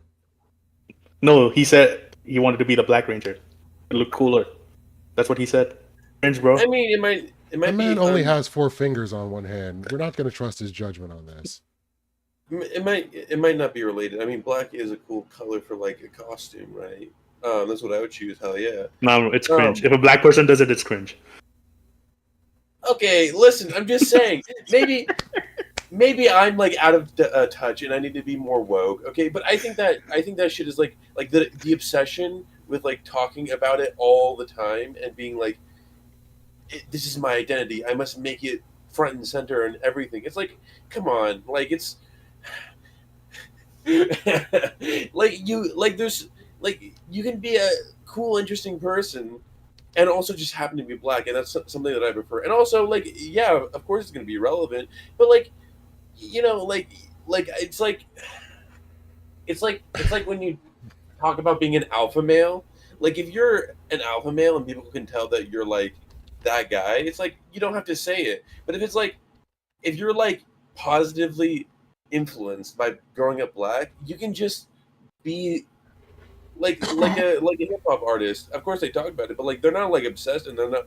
I mean, I guess they kind of are, but like I don't know. From what I'm understanding of what you're saying, Hammer, is we all went on to All Black Everything, and for an hour and a half to 2 hours, we all went, we're black, y'all. Yo, we black, y'all. Yo, we blackity black, but black, y'all. I mean, not exactly, but like, okay, what were the topics that were brought up on All Black Everything? Literally just any topics that black people pay attention to. Yeah, exactly. It's like, exactly. It's like, okay, let's find a bunch of people in this community. Is Scary Movie 6 a black person topic? What's up? Like, if right now, is like Scary Movie a black person topic? Is that what they're talking about on? Well, yeah, ABE doesn't even exist anymore, so I don't even know what you're getting. Oh, what the fuck? I know. I'm just black saying, erasure, bro. I'm just saying. Listen, bro, I'm not making any judgments, and I'm not. This is like not like a political take. I'm just this. Okay, this is just like maybe a preference. But I think that when you harp on one thing too much, it's like okay, bro, I get it, and it's like bro. Yeah, like I get it, but when it comes to like blackness, it's like expected to be like you're snapping your fingers every time someone does it, and it's like, you know what, like, and then swivel your head, and then swivel your head to mm-hmm. Exactly. I can't believe. Am I the only one? Maybe I'm just. Maybe this is just my white Idaho-ness. Okay, but like, come on, you guys. Does nobody else kind of see what I'm talking about, or am I just out of my mind? I do not understand what you're talking about at all. The only thing I took issue with on ABE was that they ended doing the open, because they would allow anyone to come on after that. So like, for whatever the topics were, if anybody had any feelings about it that was not black, got their opportunity to come in and pipe up if they wanted to. So like, but beyond that, like, if I were to bring up a topic, like, I think this could be on ABE, it was what is it? Blurred Without Fear going after Comics Explain for not being black enough, or for hating his blackness. And is that a topic you're going to want to talk to me about? I mean, do I want to get into it about that? Nah. Exactly, but an entire group of black people would be more than happy to talk about growing up as a black nerd. Okay. Whatever. Listen, okay? This is just my impression. Whatever. Maybe I'm the only person. He thinks that this is a little bit much, but okay. I mean, literally, there'd be people screaming, "What about little Timmy?" in the chat like every week. Wait, I don't understand that reference. Best solution to ashy elbows? I'm gonna say get some moisturizer. Vaseline works, but yeah, for sure, get some lotion. Damn it, my fucking chair. Hammer doesn't moisturize. I mean, Hammer doesn't understand ABE. But yeah, there's a bunch of topics that, like, literally, if you were to get a group of non-black people together, like, you could get literally every ethnicity together, minus black people, they're not going to want to talk about it. But it's interesting stuff. Okay, I don't understand the Little Timmy stuff. Okay, sorry, You don't understand Little Timmy? Nah, I don't get it. Oh no, Hammer, you don't know about Little Timmy. So you need to understand that if America is not an all-white country or a predominantly white country, Little Timmy's going to have to go to school with a bunch of people that aren't white that hate him, and they're going to treat Little Timmy like shit. So we have to make sure that never happens to Little Timmy. Oh, I mean, I don't know. Okay, I've heard that argument. I didn't know that's what because Little Timmy means like a million things. All right, when you said that, I was like, is somebody stuck in a well? But no, I've heard that argument for sure. I hope so. There's still hope for you. Yeah. Hammer. Come on. Okay, maybe this is just me, but I think that like rounding up. Okay, maybe that's a little bit low. We went from world-ending wars to black people. Like, how do you do this, Liti? I just mentioned something. Listen, this is just like my personal impression, okay? But like, I'm someone who I don't take anything that seriously, okay? So like, maybe that's my thing. It's not like it's just like I get it, okay? And I think that these things are worth talking about. Okay, I'm not saying any of that, and I obviously don't dislike black people. Okay, It's just cringe. It's just cringe when you do it. I think that making it such a front and center part of your identity so much, it's just like Making your identity the front and center part of your identity. your identity is a lot of things. Like Liti can answer for it. Like, Lethy, you identify as more than just a black guy. You're more than just that, right? I mean, technically, but usually that's one of the first things people notice about me. I know, Black, but like, then bald, listen. then. I mean, yeah, but like, if you're to be like, welcome to my channel, I am a black man. It's like, okay, well, that's a little bit like, and I know that's not like. That's not fair. Like, that's not all they're doing. If you've allowed BET to go on for so long, I don't think your problem is all black everything. Jack, dude, Hammer, dude, your personal impression is mainly apathetic berserk worshiper from a state that is so white, is looking at Wales and saying it was too diverse in the 14th century. Shows a lack of nuance, depth and nuance. As a mainly apathetic berserk, this guy is literally obsessed with the fact that I like berserk. This is like, bro, I don't even know who this guy is, and this is like receipts from like, I swear to God, like almost 2 years ago from a conversation I had once with fucking Admiral Gibbs, and like, it's weird to me that people will like. Well, that's your mistake talking to Gibbs. That was my mistake. Yeah. No, but and like, it's weird to me that people like fucking have like things on me still. Like, people will remember things about me and just throw them at me from like years ago. I mean, I know I was clipping you out of context for at least a year and a half, so. Dude, Ike does it all the time. Sounds like my work is paying off finally. Dude, your personal. Welcome to the internet, exactly. Welcome to the internet, and it's just, it's just interesting because I've been getting it from like multiple people that I don't know who are like I don't know, like analyzing me is interesting. But you know what? I'm not worried about it. They can think whatever they want about me. Hey, just own it, Hammer. Just own it. Tell them Berserk is the greatest shit since sliced bread. They just don't understand. Berserk is the greatest shit, and like some people are just really sensitive, which is totally fine to me. Okay, the second animated series. The second animated series. Okay, buddy. Isn't that literally the worst? Boruto isn't the best one. I've heard great things about Boruto. Yeah, that's what we're talking about. Okay. I'm not taking the bait on that.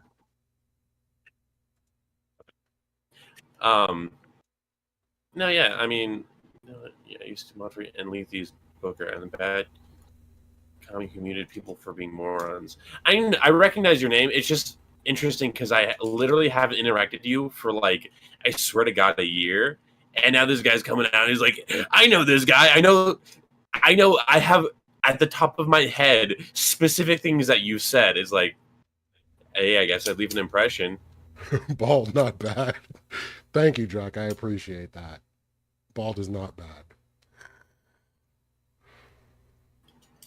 Isn't being mobbed for Gibbs and banning morons at Oxymoron true? True. Oh, I was dying. I hopped into Gibbs' Discord to poke at him about the Senate primary. And he's like, it's just a primary. Nobody cares. I'm like, it's a record turnout. And the Latino voters were all about it. So I'm going to say maybe Texas has something to worry about. Nah, cool cope. Let's go. I mean, Senate is very important. I don't know if that's what he's implying, that it's not. Oh, he's just saying that it's a primary and the primary doesn't matter to him. And I'm saying I don't think the trend is going to change. Yeah. Obviously, these things get more intense as it goes on. So, yeah, that was funny to me. Well, yeah, that was a good explanation, Hammer. So when are you starting all white everything? You know what? I'll start. I already started all white everything. All right, I live in Idaho. You know, actually, people. It's so funny that people are like, "You live in Idaho, the whitest country in the whitest place in the entire world." Which is, I mean, it doesn't have a lot of black people, but like, I swear to God, I went to school. There's 70% Mexican. All right, so I'm not like 100% white people, and I've never seen anyone of color. Okay. Now we know where Fabian will be once a week. Oh, that's pain. Hating that, I don't think I've said the most mild thing. You know what, bro? Fuck it. See, I'm suffering for mooncake sins right now, Ike. You need to understand. I'm not hating. By proxy. Okay. You know what? There was no. I can't say anything. Okay, I can't say anything. God, it's so difficult being a white person. I know, Hammer. I've heard it. I've heard that. No. Okay. Fuck. How do I say this without not sounding like a fucking edgy conservative 4chan user who's posting Nazi flags? Okay. You can't. I think Okay, you can get I'll away just with that say better it. than I can, so go off, King. Okay, you know what? Listen, I'm just saying. Okay, I'm just saying. He's just saying. He's just saying, guys. Prepare your ears. He's just saying. Whenever the topic comes around, like African American, anything or like anything involving anything black, okay, it just gets super intense, and you got to walk on eggshells so much. Like, it will get people the most fired up the most quickly. You could talk about Mexicans, and it's like, okay, well, we have like a level of racism tolerance. You can talk about Arabs. There's a level of racism tolerance. You can talk about Asians. The tolerance is like out of the fucking world. Talk about Indians, bro. Say whatever the fuck you want, but you cannot say anything. You cannot say anything about black people unless you happen to be black and are still being as careful as you fucking possibly can. You can't say anything. Like, it is the most like rife topic to even mention. That's because we gonna roast you ass. Yeah, it's true. Yeah, because honestly, no other race actually defends themselves, and it's their kind of fault. That's actually hilarious. It's like you're gonna get roasted. It's not that anything's gonna happen. Like, I can count on one hand how many times like a black dude has popped off over racism and actually like physically had an altercation with someone. But watching somebody get cooked for it constantly. Yeah, I know. Listen, I'm not. I understand the complicated dynamics of the racial stuff, but like there's a little bit more. There's a little bit more like, hey, you can't talk about The black complicated people that way. dynamics being just accept All Black everything is a show, and you probably don't want to watch it. Why I'm not? just- It was bro, great I'm not television. I'm not making any crazy statements, and I'm not saying like take it off the air. I hate it. It's white. It's anti-racist. I'm just saying, like for me, I just saw it as a little bit much. Okay. I don't know if that's how is like maybe okay, whatever. Maybe I'm crazy. I don't think that's the craziest statement in the world. It's the craziest statement in this room right now, but I'm here for it. Okay, you guys are doing too much. Oh, you were fun. Let's see what's I you miss. should've chose. All I'm Black trying. everything. You're just gonna be racist to black people and not get in trouble. You guys, honestly, I think you guys are like fucking with me a little bit and trying to like get me. Moon asked a great question. Would you be against a podcast of Chinese people sharing their experience? Hell, honestly. Okay, this is gonna make me sound What like if a the hypocrite. only thing they talked about on that Chinese podcast was the movie Shang-Chi? Okay, Okay, now you Zephyr's know what? being If that- racist. Okay, you know No, what? but that's what he thinks you do on All Black everything. Is talk black. Is talk about Black Panther all the time. Okay, I never said that. But you literally admitted, yeah, like all the topics are involving like issues that are important to black people, right? Well, that black people care about, not that are important, because most of that stuff isn't important. But like, if you got no skin in the game, how are you even going to talk about it? And usually those things, like, I'm sure you didn't even know about the beef between Blurred Without Fear and Comics Explained. I mean, that's most. I still don't. Okay. See? Yeah, these are people that I don't know. I just don't happen to know. I don't. There's a lot of drama that I'm not privy to. To be fair. What about Unless Drake I and Kendrick? Okay, I'm just gonna respond to LNRDI. All lives matter. I'm just fucking around. You know who that is, right? No. That is I know who it is, but it's fuck. He goes by a different name, but he's like pretty big deal in like these communities. It's Nair. He's a After mod. disrespect. Nair, yeah, Nair sock. Plain white stores play hip. I don't. Okay. Wait, hop music. I don't. Hop. What is this hop playing in my ears? I want to listen to some country. No, I like hip hop music. Okay. It's hop. Yeah. You should with Fanatic. Oh my god, dude. That guy would lose his mind. He would go on an entire lecture about he would yell at me about years of slavery like I don't know. I don't You're know gonna this make guy, me but I feel like he would go on a Fanatic right now. Summon he would Fanatic. scream at me about the history of like racism, and I'd be like, I know these things. I'm just saying. And he'd be like, And no, yet you don't understand. Yeah, here was one of the ABE topics. So the topic was colorism, and the HBO was in the process of putting out a Green Lantern show, and people were saying that the person playing Jon Stewart was too light-skinned.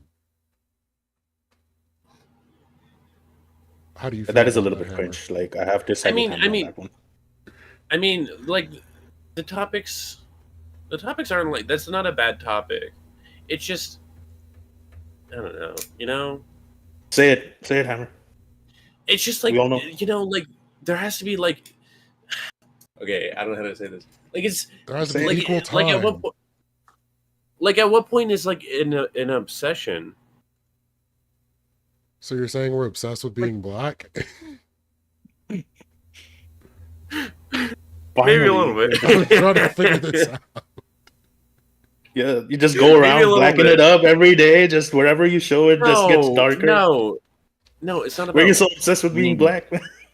It's not about obsessed with being black. It's obsessed with like everything involved with the topic. Like you're just constantly talking about it.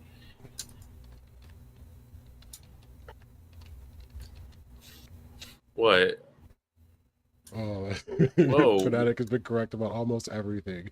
He even called City Bike Karen. Retard, you're a retard, Hammer. Thank you. Thank you, Moon. I really appreciate the input. Oh. Hammer, the type of guy to complain when stores play hip hop music unless it's Drake. Okay, And Moon's mad that you dodged his question. You know, what about all Chinese everything? all Chinese everything. Oh, I tried to answer that. Basically, I think that it would also, this is just me, and maybe this is because I'm white. Call my bias. I think that people like being a little bit too obsessed with their own race is like. I feel like honestly, sometimes that's not good for you. That's just me. At the same time, I think it would be interesting. I mean, I feel like a lot of times Asian issues don't really like get as much of a spotlight, and they don't get like a chance to like talk about it as much. So I think it would be interesting for that reason. Damn it, Moon. You're going to make me do it. So, should we keep Martin Luther King Day? Yeah, of course. Martin Luther King was a very, very important figure, and like, yeah, he's definitely someone to aspire to, in every way. Unironically, America was one way, and then he came in, and it was another way. Like, but what about the Black Party? God damn it! I didn't do it. It was Zephyr. But you could answer. I'm not trying to give my opinions on the topics.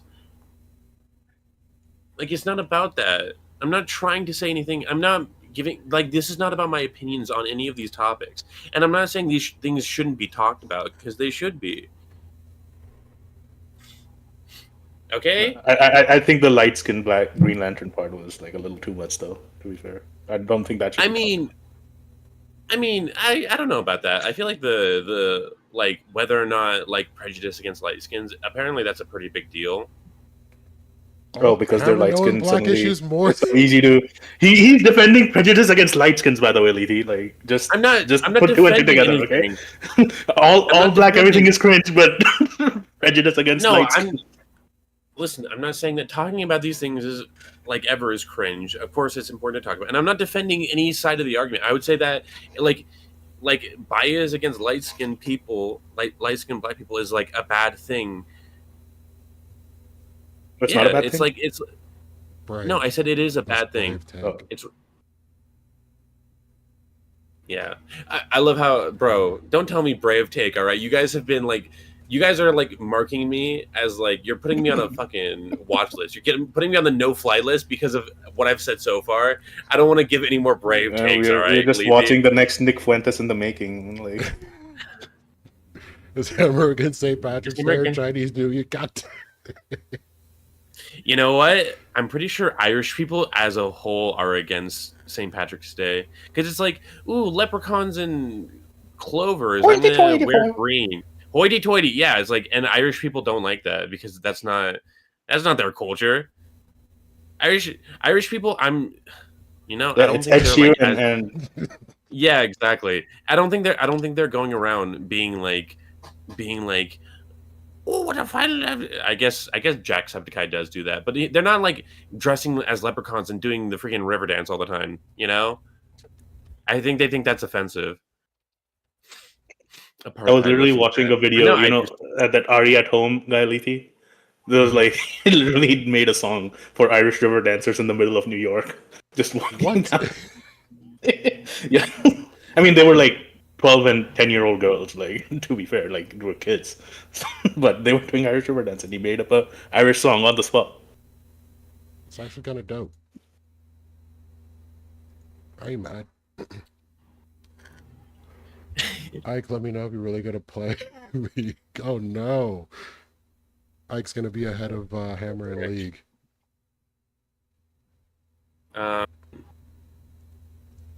You should just switch over to the fighting game. Did you not know LMAO? I'm okay. Yes, I agree that bias against light-skinned people is bad. And I'm not going to say any more, okay? I would say that is bad, and you should treat all people equally, despite the color of their skin, okay? And when people talk about their struggles, you should always listen to them, and you should give them a big hug every time, whether they want it or not.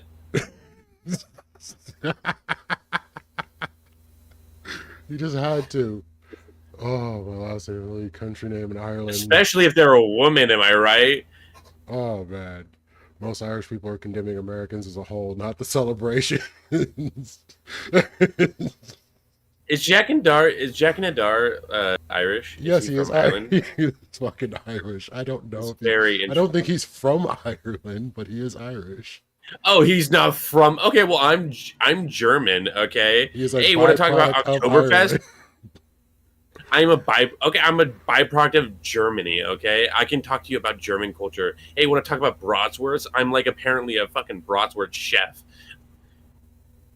Get the fuck out of here. Oh, he did live in Ireland, but yeah, that's fair enough. He did live in Ireland. Okay, fair enough. All right, you know what? I'm sorry, Jack. See, Dublin doesn't Do count. you take issue with the way we celebrate Oktoberfest, Hammer?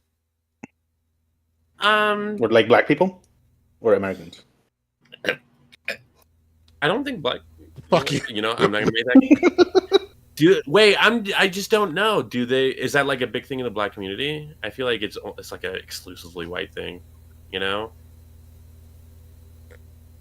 Anecdotally, there was like a German village. Black people hate Oktoberfest because it's in the month that's furthest away from Black History Month.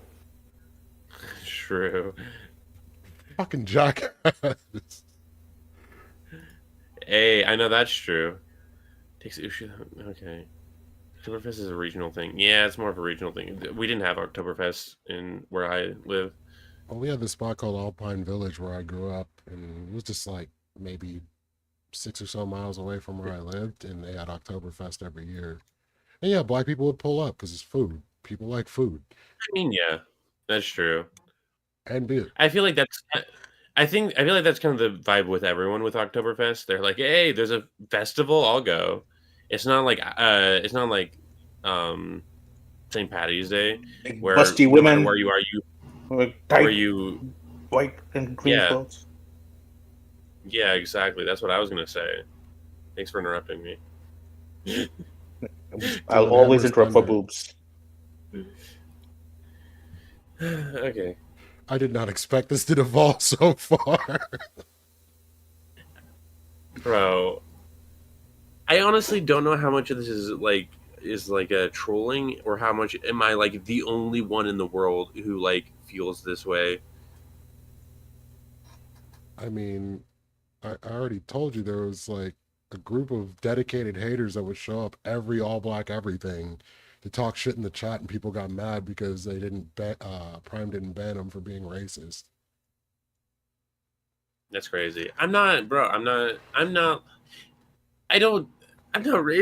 Okay.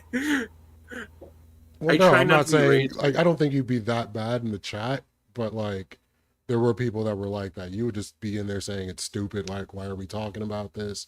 Perfectly fine. No, it's not like this is stupid. Why are we talking about these things? It's like very specifically, just constantly talking about it. What? You know? Every time you clarify, I get more confused. I feel like making your identity talking about this one topic. I don't know. I just on topic, the Green Lantern thing. No. On like black issues or like being black, like making that so integral. You know. That's not what we did though. That wasn't even what all black everything was. It just happened to be topics that black people resonated with, and it happened to be black people that showed up for it. But like we didn't talk about being black or anything that much, unless it was an experience or something that happened that, you know, regarded us being black. fucking say? Even if he doesn't have anything to say, even if he doesn't, I like how Human. I hope that you shit your pants, okay? Because you're really fucking annoying me. It probably Why has are you- Instagram reels of Oh, people Smooth shitting their was on. pants. Yeah, Smooth was great. Okay, I. How This is the did problem. Hammer This- overcome racism to date Moon? This is the thing. I'm pretty sure like Human is being completely serious because like literally. No, because literally like I'm saying one thing and people will be like making random shit up that I believe. They're like, this is why Hammer has a problem. I This is what have a Hammer question. thinks. This is what I Hammer have a thinks question about for Lethe. black people. And they're just making it up. It's like so fucking annoying. Like I can't say anything. Like if I say anything on anything about this topic, people will just randomly like make fucking fan fiction about me about what I believe. Lethe, I have a question for you. You react. Nah, I don't think Human's doing that. After Hammer's rant, it's a really good rant. I think the rant's done. Now can I ask my question? Okay. Yeah, go ahead. If Hammer does become the next Nick Fuentes, do we blame Moon for it? Like, will we blame a black woman for it, or? Yeah, we're gonna blame Mooncake for it the same way we blame Hitler not getting into art school on what happened in the beer hall putsch. Okay, so it is a relevant. Relevant My point. ideology is crazy. My ideology is crazy. Sorry. Oh, jeez. To take anything that I'm saying as ideology is crazy. Who was the victim to avoid victim blaming in that situation? No comment. Zero comment. There are no victims. Only the friends we met along the way. The real victims are the friends we made along the way. Oh, so as a white person, Hammer, how do you feel about Nick Fuentes saying that Republicans should vote Democrat? I mean, I think that it would be cool if they followed his advice. Excellent.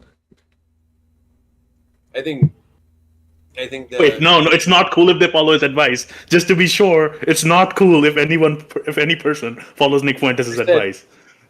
I think Almost it'd be had cool him. if- Put a lot of Almost had asterisks. him, till Zephyr just had to. Put a lot of I think asterisks. Okay, I think it would be cool if they followed that piece of advice. Okay, Sorry. okay. Yes. We were so close, people. We were so damn close to the best clip ever. You guys are just. You guys are just. Oh my god! I'm gonna be put on a fucking watch list. You guys are gonna send this to the FBI, and you know what? At this point, the FBI probably like clap my hand because they're all fucking Trump And fanboys. they're And too that'd be busy right worse. now. Yeah, I'd rather the FBI come in and arrest me for being racist than be like congratulating me. That Not was a not an America Groyper? first before because of Hammer. Now,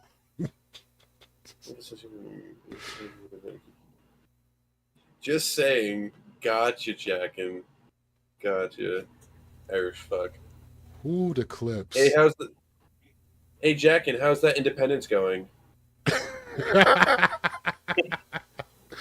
Two black guys walk into a bar, start a conversation about dating. The bartender Hammer hears them and shouts, "Why are you making everything about race?" Oh, goddamn. I'm gonna run this place since you hear it and they fall for it. They might actually.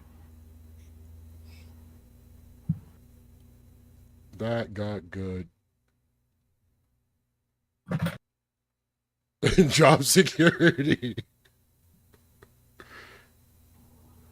Popping off with the Garda.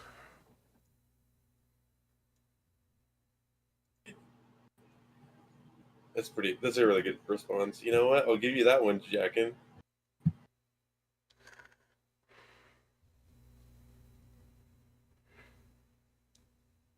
Well, either way, thanks for pulling up, Hammer. You made this a much better night. Oh wow! What did you think about I mean, we were just going to sit here and talk about Trump and Iran. We ended up on a much more fun topic. But how did you feel about your debate? I feel like that's another one. I don't know. I have mixed feelings about it. I do feel like there was more charitability given to him. I think that there was. I feel like I guess there was a different interpretation of I think that everyone kind of interpreted it as if a police officer and a citizen get into a serious fight, like a back and forth, then the police officer shouldn't throw fists or shouldn't throw insults or anything like that. That specific situation. And I took it more generally in terms of de-escalation, whose responsibility is it to make sure things don't get out of hand. By doing things doing specifically de-escalating things. So I was thinking more generally de-escalating, and that's why I was like, okay, well, compliance, that's why you need to comply, right? Because if you don't, then things are going to get fucked or get arrested. If you're doing something criminal and they tell you to stop and stop fighting, that's all I'm trying to say.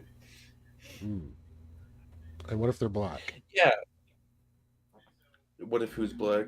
The police officer or the citizen? If they're both black, a black police officer. I've heard everything.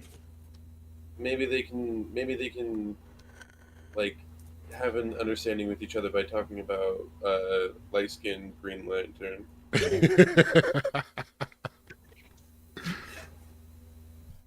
Oh. No, there was a story I forget how long, I think it was maybe a month or so ago, which came to mind based off of that debate topic, where this family called up 911 because their kid's schizophrenic and he was having an episode, and they just wanted someone to come and, take him to the therapist kind of thing. So the dispatch sent 2 police officers. The officers walk in. As soon as the kid sees the officers, he grabs a knife and starts coming straight for the officers. The mom jumps in the way to try to block the kid from getting to the officers. And the officers, guess what they do? They shoot through them both. Almost. First, they shut the door, locking the family in with the knife-wielding schizophrenic. Then they took a breath, opened the door, and then opened fire on the kid with the knife. It wasn't a kid, it was her husband, wasn't it? No, it was their son. Oh. He wasn't a kid, but he wasn't older than 25. So to me, a kid. Like a young man. Yeah, I would say it feels like a lot of police officers just don't they're not sometimes it feels like military people in the army are hardcore prepared for shit to go down. They're like, hey, you're gonna see some action, things are gonna get fucked up. No matter what happens, you have to keep your head and follow procedure. And then they're like, hey, police officers, maybe something bad will happen once in your career. When it happens, just do whatever, bro. It's they don't prepare them for situations like this to keep a level head and do the proper response. And it's not, bro, it's not I'm gonna ever defend that, right? That was never my point. And that's what I think happened. They just didn't, because if they were thinking about it, they would have pulled out a taser and at least tried that. You probably have a good enough opening to try that before blasting him with a gun. I mean, I agree.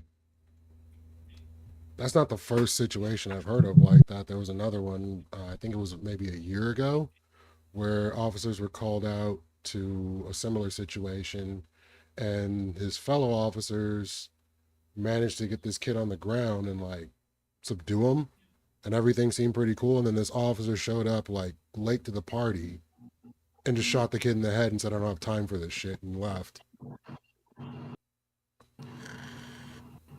That's fucked up. Dude, this guy, Well- honestly, I'm pretty sure Jack and Dart just fucking hates me. I think it's because I think he said he was a mod for Gibbs. I think like when me and Gibbs had our fallout, this guy just never. For the record, okay, my fallout with Gibbs was like a byproduct of Moon and Gibbs like fighting. All right, it's not like me and Gibbs had a major fight, but like he just has had my fucking number ever since. He has just been like seething about it ever since. Is it still a thing? Is what still a thing? That beef. Not for me, bro. I haven't talked to Big Gibbs in forever. Yeah, I mean, Like, just no honestly, matter what. for the record, Jack talks to me like this all the time. If this is the case, Jack hates me too. Yeah, I'm pretty sure this guy just wants, like, he's just like a hardcore hater. As the Jack's resident my- conservative, I must steelman the police officers again. Can I? Or, Well, yeah, or go don't want to ahead. hear it. We've been waiting for you to do it the whole time. I was shocked Oh, you yeah. hadn't already. Yeah. Okay. If an incident like that does go smoothly and the officers are able like control the situation properly and guide the patient to the hospital and whatnot, you wouldn't hear about it. You would only hear about things going south. So there would be like a confirmation bias in that regard, that you would only hear the stories about things going south and not things going properly. For the record, I know about Killology. So what you're saying, Zephyr, is they help more people than they shoot. I'm just saying you probably don't hear about the people that they help. If they don't help anyone and all they do is shoot, it's valid. It's warranted. Like, have you done the research into this? Because there's no incentive to put out videos or make news stories about officers doing their job properly. Yeah, they actually do. They get commendations for it. Well, of course. So, I mean, I agree with what you're. I'm not gonna say I agree with what. I agree that some of the things that you're saying are factual. That the minority of cases involving like a police officer, or whatever, involved in like That now that Hammer agrees with me, I'm not sure I stand by my opinion anymore. But go continue. No. Okay, factually, yes. Most times, whenever there's a violent encounter with the police, the police is not like excessively in the wrong and excessively violent, right? However, the fact that like it seems like such a factor when it does happen that the cop is just completely unprepared for a for like that kind of situation to go down. It pretty like it shows that there's like a lack of like preparedness that we're giving to cops. That's all I'm saying. And you can like, bro, Jack is like, you don't understand anything. You're just vibing this out. Like, no, like you can find like in all these places, like these cops don't expect to be like in these situations very like these are incredibly rare. Like, ask a cop how rare it is to be like have someone like run at you with a knife. It's not gonna be. It's gonna be like, unless you live in like fucking Chicago or whatever, it's gonna be very very rare. So like, yeah, when it does happen, of course they're not gonna be like, they're not gonna handle it well, especially since they're not doing the intense training that a lot of military people do. Like Now we're hating on Chicago? I didn't know we were doing this now. I'm not saying okay. Is that if that's all you took, then never mind. Fuck me. Fuck me for ever talking. I'm messing with you, dude. Close. That's what he always says after bullying you.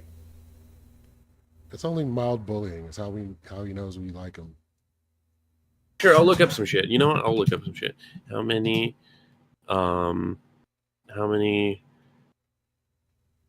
deadly how many life-threatening encounters will the average police I've never met a person that talks in face Carry on. career? I don't know. I just want a very specific answer.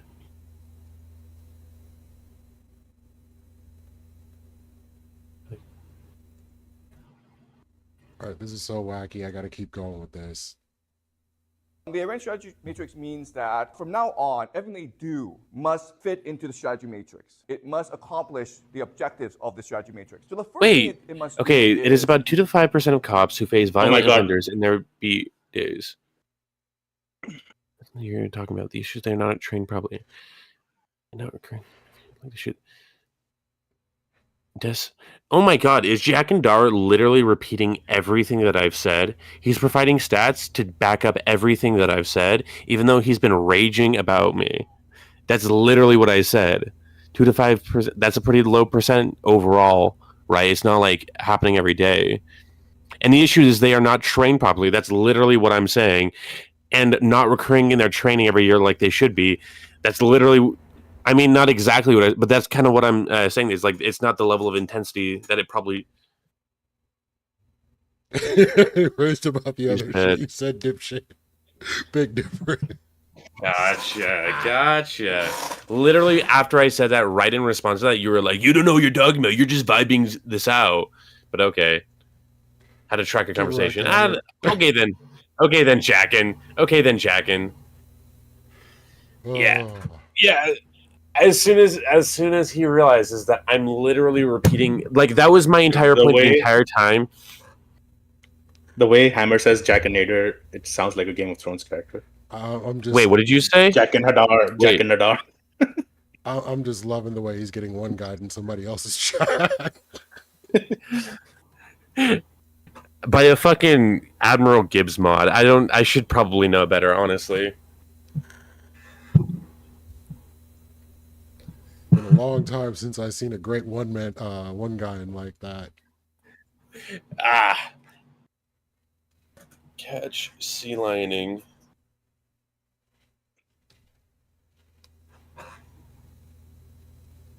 Bro, I heard you say something completely different, Zephyr. That was fucking wild. And you're never gonna hear it again.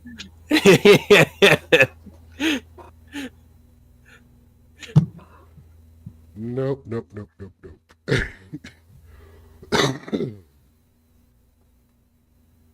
So yeah, were you here when we were watching the Professor Jiang stuff? I was watching a little bit of it. I got like a summation of his character, and I'm like, oh, okay. So like, this is just one of those pseudo, like just a dime a dozen pseudo intellectuals who think that they have the key to politics like figured out and are gonna like go on talking about like vague sciencey psychology bullshit to like justify their partisan politics, and they're gonna be wrong 90% of the time, but their fans aren't gonna clock it. Like it is again, dime a dozen. We've seen a million of these guys. Dude, if he's intercutting like stock footage of people and AI shit into his lectures, like, yeah, he's not a serious person. Is he literally? Dude, little loser. That's what we were watching. Yeah, this is one of his actual videos. It's like 9 minutes long, and then I'll probably end the stream after it. Unite so the you can population. both rage at this. Second thing it must do is build alliances. And third thing is stock footage of global opinion. corporate Fourth shit, bro. is weaken the enemy. So in other words, everything that Iran is going to do from now until the actual invasion will be. Wait, okay, back up. 4 goals. What are his 4 points? What were his 4 goals? And all right, I'll run it back to the beginning. Second thing it must do is the second thing. So we're gonna go to the beginning. Wait. I love that sign push in your chair. This guy seems like a super fun professor to be in the class for. Dude, it almost looks like the background is kind of like green screen, like, but that just might be the phone or the angle. But like, look at the outline. Yeah, it almost looks like the background is green screened. Yeah, I can see that now. Well, whatever. That's not a big deal. I want to see that 4 points because they sounded super obtuse and like super broad. Get ready to address these 4 points. Okay. fit into the strategy And matrix. history. It must accomplish the objectives of the strategy matrix. So the first thing it must do is unite the population. Second thing it must do is build alliances. And the third thing is win global opinion. The fourth is weaken the enemy. So in other words, Okay, pause. What the? This is just the most basic fucking shit. This is like how you run any country, dude. Dude, this guy has like this guy has the fucking key to heaven, dude. This guy is so insightful. I never knew that those things were important. Oh yeah, gain good public opinion. Yeah, that's important. Exactly. Oh, Carl. Iran He's is the following the strategy matrix, like the most Weaken the basic enemy. common sense shit. Hey, they're playing 5D Weaken the chess. You gotta enemy. understand. Unite No, the I don't enemy, build global opinion, win alliances, weaken the population. That's how it works. Yeah. I don't know if you mix that up on purpose or not, but yeah. is going to do from now until the actual invasion will be to accomplish all four goals at once. And it Oh, must. wow. It Oh is my to God, we're cooked. survive a full-scale American invasion. So you know, See, the I didn't know they population, wanted to what does this weaken mean? us. It means that Now I'm afraid. You didn't know they wanted to weaken us? I'm being You sarcastic. couldn't tell that they were destroying our Christian values purposely? Oh, true. True. Yeah, that's what it's all about. It's about Christian values. That's what they're aiming at. You want to see the board? Okay, hold up.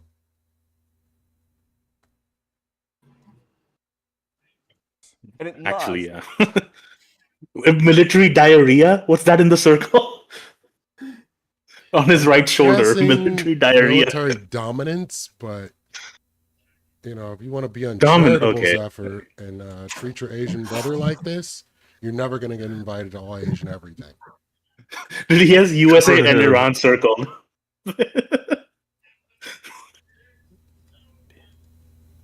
He writes one thing, then circles it, then writes another thing, then circles it. It's just like the entire board is circled, bro. It's like every word has been circled Talking separately. clown with pearls for eyes. This is a 101. That's so game. fucked up. One Hey, I don't know if you're allowed to say that.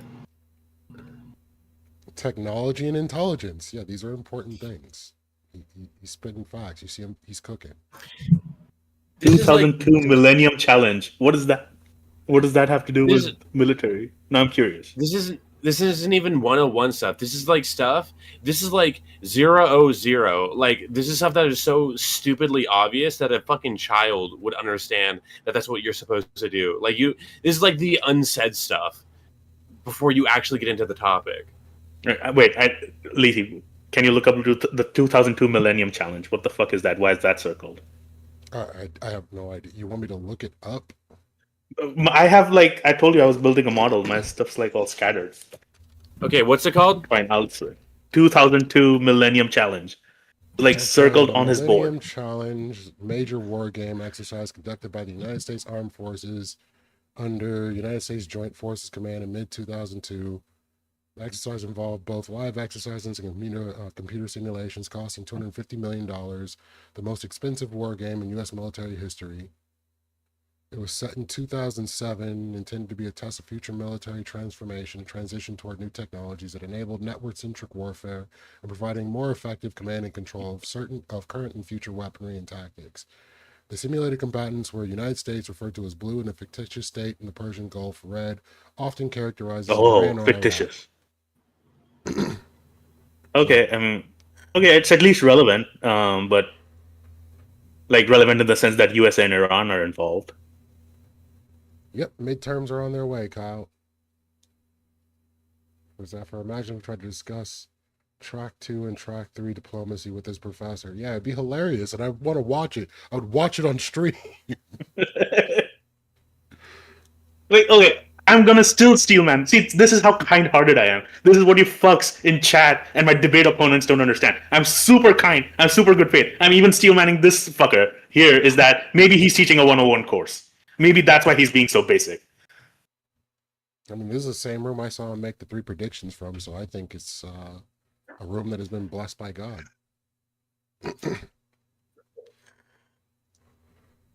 They unite, build alliances, win global opinion, weaken the enemy. Question mark, Strategy question mark, matrix. question mark, profit. Dude, it's a list. It's not a matrix. Why does he call it the strategy matrix? I don't know. He teaches high school students in an elective class. Yeah, see, there we go.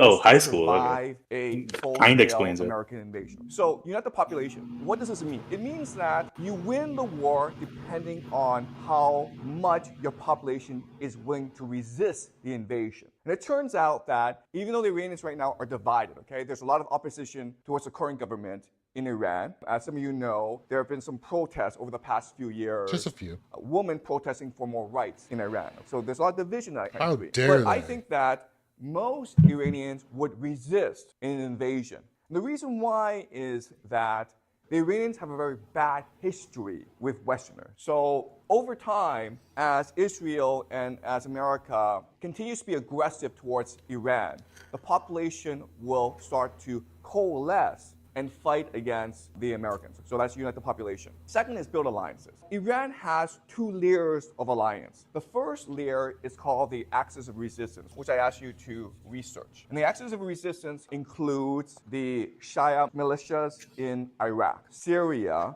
Hezbollah in Lebanon, Hamas, and the Houthis in Yemen. What's important to understand is that this is an alliance. They agree to fight together because they have common interests, which is to remain independent of American influence. But that does not mean that Hamas, Hezbollah, and Houthis take orders from Iran. They're not controlled by Iran. Iran supports them I mean, technically, militarily Jack, and financially, yes. but Iran cannot completely control their behavior. So the example is on October 7th, Hamas launched an attack against Israel, right? Which resulted in this war. And Iran says, we were not involved. And Israel says, that can't be true because you control Hamas. So that's the first layer of alliance. But what Iran needs to do if it is to win the war is also bring in Russia and China. Russia wants the United States to fight Iran. Why? To distract and weaken the United States, and also to move the attention away from Ukraine, right? Because Russia is about to win the war in Ukraine, and if there's a war in Iran, then the United States will be forced to divert resources away from Ukraine. When did that happen? When did Russia suddenly about to win the war in Ukraine? If America is too busy fighting Iran, they won't give weapons to Ukraine, so check mark. No, but when did Russia get close to winning the war in Ukraine? Like, I don't know. I haven't kept up. Is it true? I did mean, not see what happened to Brian McGinnis. I mean, it depends on who you ask. Like, there are, depending on your perspective, they're always kind of close to winning. The only thing that's holding Ukraine on is like the determination of them to keep fighting, because like Ukraine is in a pretty rough state right now. Like, it would make sense at any point for them to like surrender. They just don't want to because they don't want to be like taken over by Russia as a country. So again, it depends on your perspective. So like a Marine got their hand broken? I would say like it would be a pretty objective way to determine if a country was close to winning a war. I don't think it would depend on perspective, but this guy's making a definitive claim. And can we address the fucking elephant in the room? He has a fucking big red Chinese flag right behind him as he's talking this shit. Can we just address that? Yeah, apparently The motherfucker is a Chinese propagandist. I wasn't gonna say it because of his name, but he literally has a flag behind him. I have to say it now. It sounds like a reach, Zephyr. I don't know if I can agree with you on that. He just literally out of no. First of all, he's calling Iran's strategy matrix in an attempt to sound much smarter than he is, and just lists the most basic things that, like Hammer said, a child could come up with. And then he has a big Chinese flag in his background, and then out of nowhere he's just saying, "Oh yeah, Russia's winning, close to winning the war in Ukraine." I mean, yeah, Like he's sent to demoralize the American people. Like the TikTokers are watching this shit and getting demoralized, and then they're gonna make more TikToks about how America is like close to collapse and all that shit. Which, to be fair, it is closer to collapse than it has ever been in the past 250 years. I mean, it's just a flag, Zephyr, and if it was so easy a child could have predicted it, then why didn't one? Yeah, he made 3 predictions. You know, He released a video of him making 3 predictions that turned out to be correct. He might have made 14,000 videos, but he released the one where he turned out to be correct. Let's keep that in mind.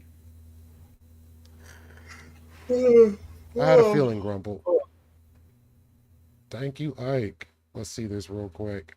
Damn it, this stream is going on longer than I expected. Yeah, you can end it anytime. You can just go into VC. Oh, this dude. Oh, jeez. Oh, what the Stop fuck? yanking him.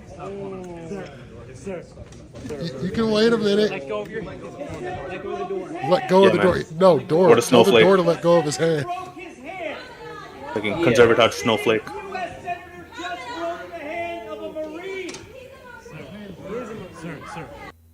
Oh, He that's is a a MAGA Marine. W. That's a MAGA W right there. Yeah, Snowflake. I mean, Cringe ass Turn up the volume to hear the crunch. Oh no.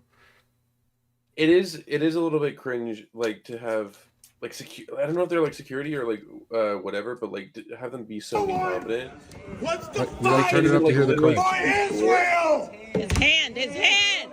Oh, his hand. Dude, Yeah. That thing that's gonna be a compound. Hey man, like, you know, like those Trump tarts always say, fuck around, find out.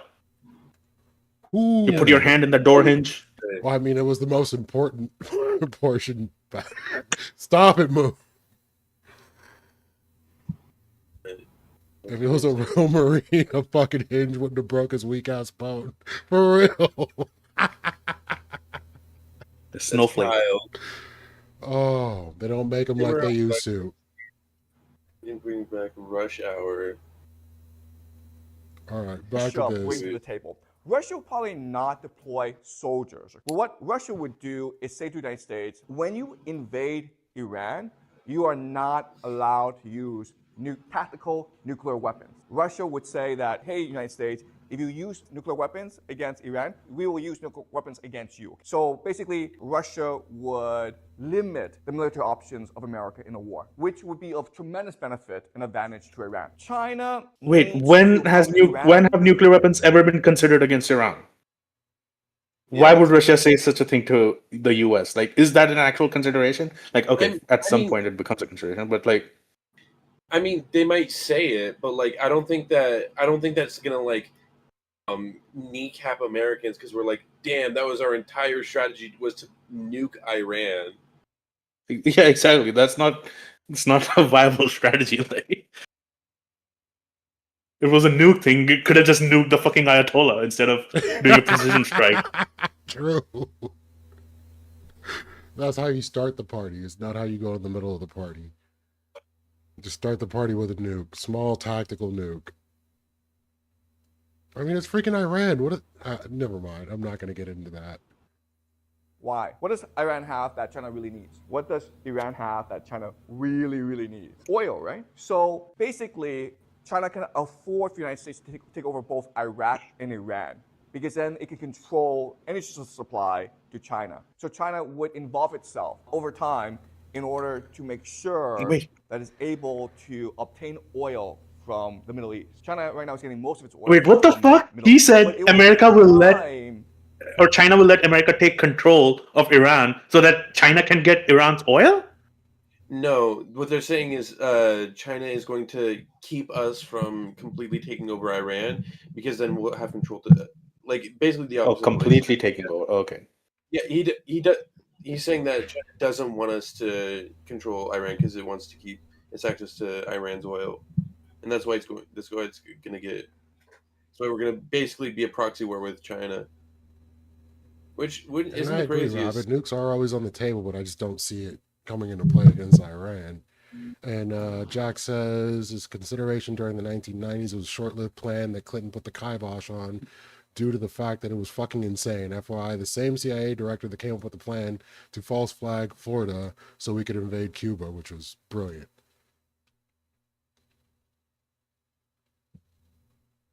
So we clear. Yep. I yes, I understand. What is this middle part? Strike plus. His handwriting is fucking horrendous. 300 drone missile. I don't know what that. And then he has a ball at the bottom with a huge fucking circle. Some would even say He was drawing a penis on the board and then he gave up halfway. He gave up. Oh, okay, drone swarms. Russia and China to get themselves involved. Oh, he keeps Russia drawing and them. China to get themselves involved in this conflict, drawing Iran penises. must prove two things. What are these two things? It's a propaganda to turn American men gay. In Russia, in Sub- order subliminally. to get China and Russia involved in this conflict. If you're China and Russia, you're an investor, right? Why will I invest in you, Iran? Why? So the first thing is we will fight. Second thing is we will win. So this will take time for Iran to But will it prove cut? this to Russia and China. And the more that Iran can show it can win, the Chinese more version that of Patrick China and Bet Russia David. will That's invest hilarious. in Iran, both financially and militarily and politically. So this will take time. And the third thing is win global opinion. So how will Iran win global opinion? What's happening right now that's helping Iran win global opinion, basically? Or why is the world becoming more supportive of Iran? What thing is happening right now that is outraging or angering the world? Gaza, okay? Of course So he This is. is really important for Iran. It must maintain the world spotlight on Gaza, okay? Because what's happening in Gaza, it's basically genocide, where the Israelis are committed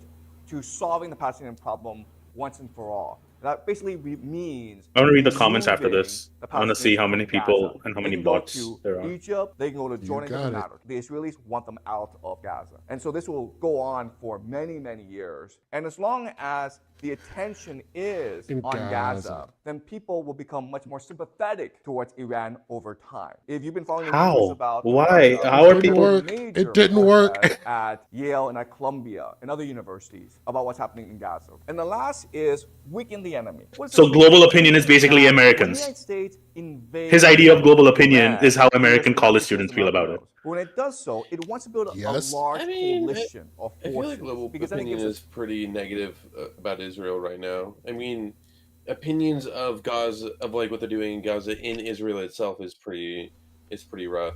Like it's pretty mixed.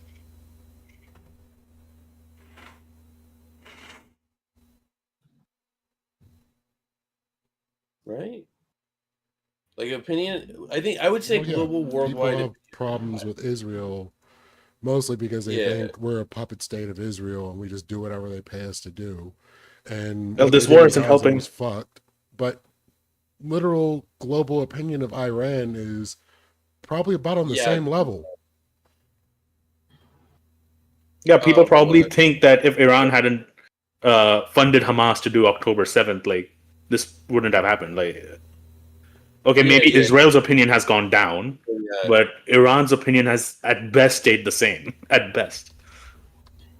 Yeah, I'm not saying that like just because opinion of Israel is low doesn't mean that like opinion of Iran is high. Yeah, that's a little bit Exactly. silly. But I mean, to be fair, if I'm the one straw manning, they could and probably will, like push the anti-Israel thing and the like Gaza genocide thing, to like get as much positive opinion as they can possibly muster out of it.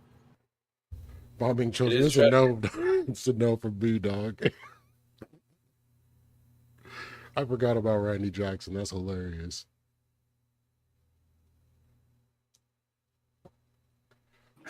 Well, on to the end of the strategy. Well, we're only legitimacy, halfway right? through. This So. coalition will consist of Yeah. NATO, Middle East Yeah. countries, right? And Israel, Saudi Arabia, many, many countries. And what Many, Iran many needs countries. to do is create conflict and dissent in this coalition. And the way it Can we does watch that a Sarah Palin is video next week just to by cleanse the building up palate? Internal dissent. Next There week are or many people, next? most people in America. Next do week, not obviously, support you'd a wanna war end the stream against after Iran. this. And so Okay, Iran yes. Yeah, we needs can do that. to encourage this internal dissent. It can also create conflict between NATO and the United States, because obviously, You know what? Now that I NATO speak will about want Sarah to get Palin, his involved demeanor, like in his this sort of way of event. dressing with the The glass and all, moderate it French is and Germany very want to like involve it is coded So like a bit these like are the that. four major No, I goals disagree. of Iran, and it must. Why did I say Sarah accomplish Palin, by the way? all What the four fuck? goals Sarah if Palin. it's to survive. Holy shit, why did I say Sarah Palin? From now on, everything Sarah- that Iran does Sarah will be to Payne, I don't know who accomplish that all four is. goals. Okay? And I this was is like, Sarah part of Palin. asymmetrical warfare. Now let's look at a concrete But why the example.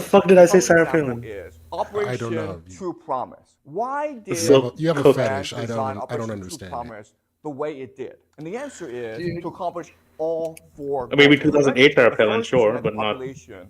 The idea here 2026. is Hey, Iran we listen, we needed to don't show its judge. population that Iran can strike back against Israel. So that's the first thing. Build alliances. Striking Israel is showing its allies and to China and Russia that Iran is willing to fight. Win global opinion. Now, what Iran said is, we designed But the Iran strike to not cause damage in attack Israel. Israel. The reason why is it wants to win global opinion. If it throws all these missiles and rockets at Israel and it kills a lot of people, then there'll be a lot of people sympathetic towards Israel. So the attack was designed not to cause any casualties. And if you are an observer, you think that what Iran did was right, because it's a sense of fairness and justice. What Israel did was wrong. It attacked an embassy of Iran in Damascus. That is against international law. And Iran, When did this video come out? justice, threw some rockets at Israel. So most people Like think today or that yesterday? Iran's response showed restraint. Oh, and 2 it days was ago. a measured Sorry. response. 2 days And ago. the last thing is, we can So he's post hoc rationalizing because Iran's action. And still after failing. Iran attacked Israel, Israel wanted to show a strong response. The reason why is that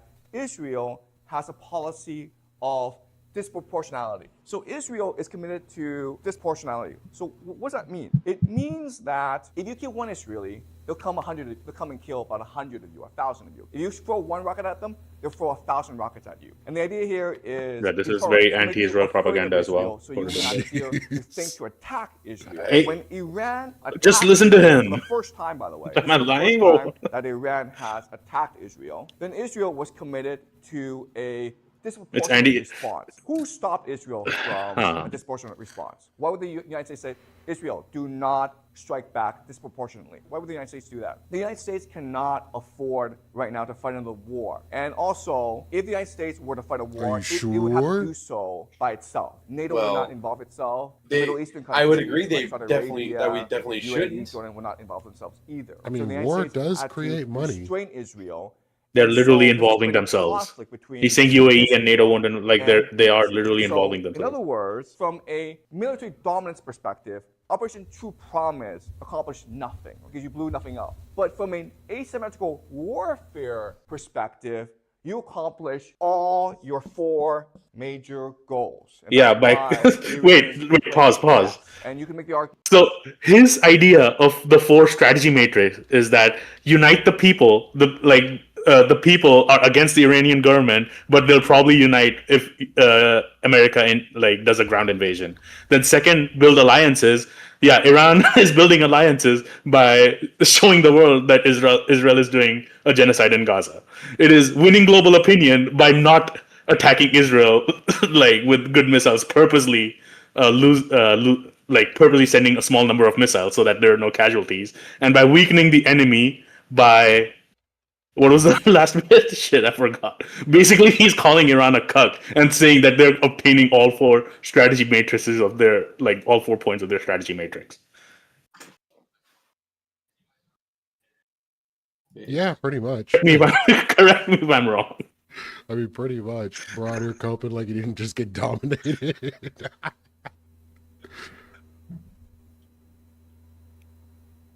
All 4 check marks. We're good.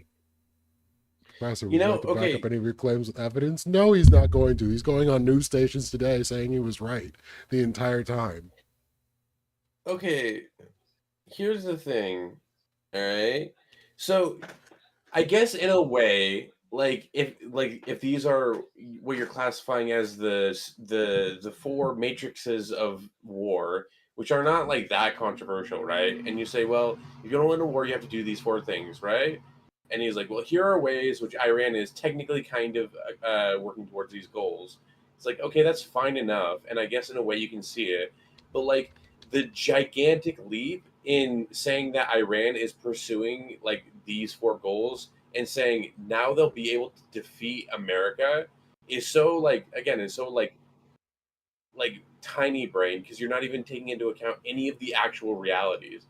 Whatever matrices you want to pursue or whatever public opinion you want to talk about, at the end of the day, America has the largest military in the world, and it's not even kind of close. There's no way that they can like actually outright defeat America. Like it's so stupidly obvious that he has to see it. Like he hasn't even talked about what victory means because it's obviously not like an outright victory. The only victory that like Iran can even hope to like look for is that America leaves them alone. Yeah, pretty much. That's my opinion on it. They just kind of want America to just stop and not help Israel push their shit in. But it's a little late for that. Yeah. Because we immediately started pushing their shit in like right after Israel started. So in the past like 2 years, Israel attacked Iran once. Iran did like a small missile volley and ended it there. Then USA quote unquote obliterated their nuclear facilities, and Iran didn't respond. Like I don't know, maybe Iran responded. I'm not familiar. It wasn't in the news, Iran's response. And now the US has literally killed their Ayatollah from a precision strike and a few members of the sort of high leadership of Iran, and their response has been to launch a small volley at Israel again. So at what point are we saying, like, when will Iran actually show its new, like, sort of this horde of missiles? To be fair, I don't think that, like, I do think it's propaganda. Like, I don't think Iran has that horde of missiles.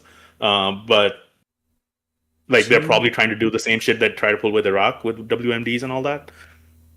To be fair, Iran did say anytime the U.S. strikes us, we're going to blame Israel and hit them.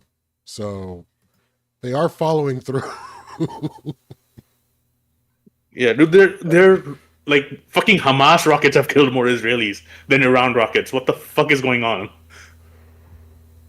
Fucking Hamas rockets made out of like cake sugar and shit. Fucking crazy. I Well, mean, this is that about from a over. strategy perspective, it was a very successful operation. Very successful operation. All right, palate cleanser and then Ray. Comments. No, what the? Okay, I'll go back. I want to see the bot comments. From now on, Oh, he's such a great guy. The racism, Zoom in, the I can't- casual racism. I cannot read Zoom in. All right. Released today. Real ones Released know. today, We yeah. called this ages ago. Yeah. Okay, Iranian okay. media. The world must be aware that, like any other nation, we have domestic issues which will resolve without foreign interference. As an Iranian woman, now I don't believe they're actually Iranian. I stand in defense of the country, integrity, the last drop of my blood. Thank you for your attention. Replay of his analysis 2 Yeah, years ago. it's propaganda, dude. Calling out the Illuminati. Okay, yeah, that comment right there is racist as fuck. Let's go. Russia and China are going to stop up. Now is the time to do so. Who are these people?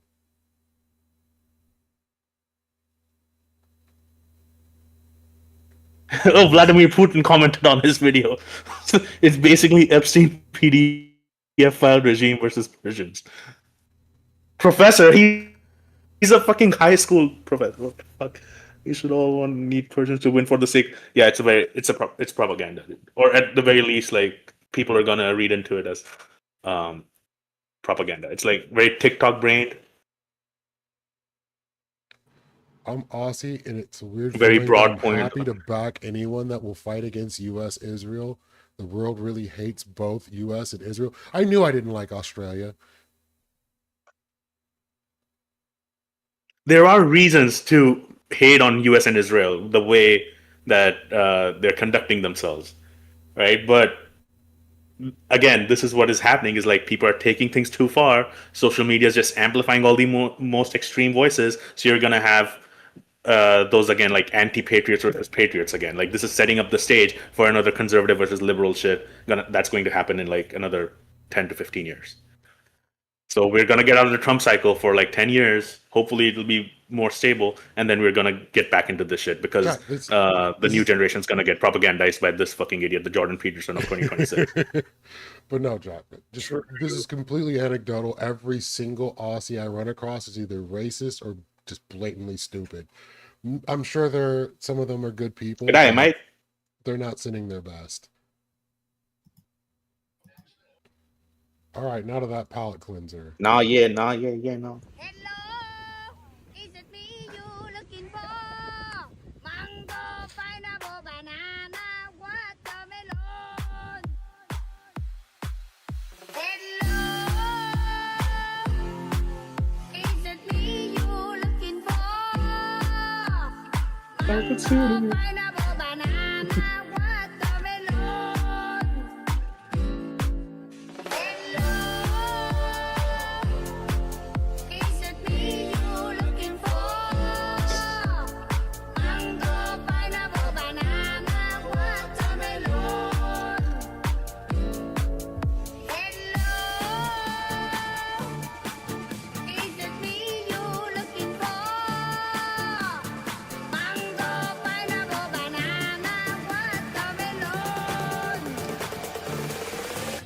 Lionel Richie is also popping to this.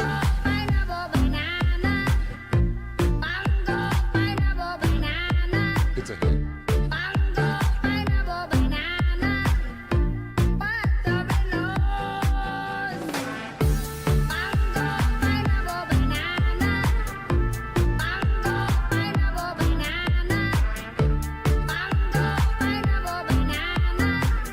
I have a sudden craving to eat fruit. See, it's winning. This is what we need.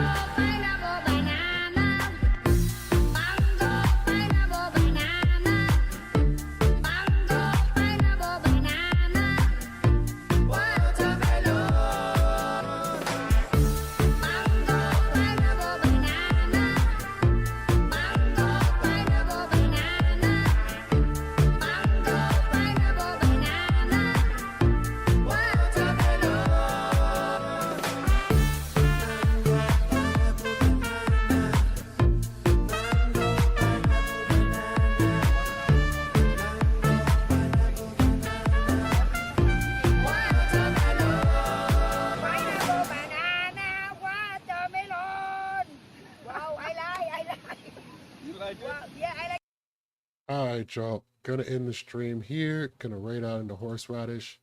Thanks for hanging out. Next week, longer stream. Thank you for coming back to my survival session, for I have survived. I will catch y'all next week or probably this weekend. We'll see what happens. And as always, chat, y'all are the best. It's been a blast. And thank you, Zephyr and Hammer, for hanging out as well. Yeah, thank you for having me. And thank you, chat, for being total assholes to me the entire time. Yes, thank you for being total assholes to Hammer. We need that. Peace, y'all. True. All right. Okay, Lethe, I have one question.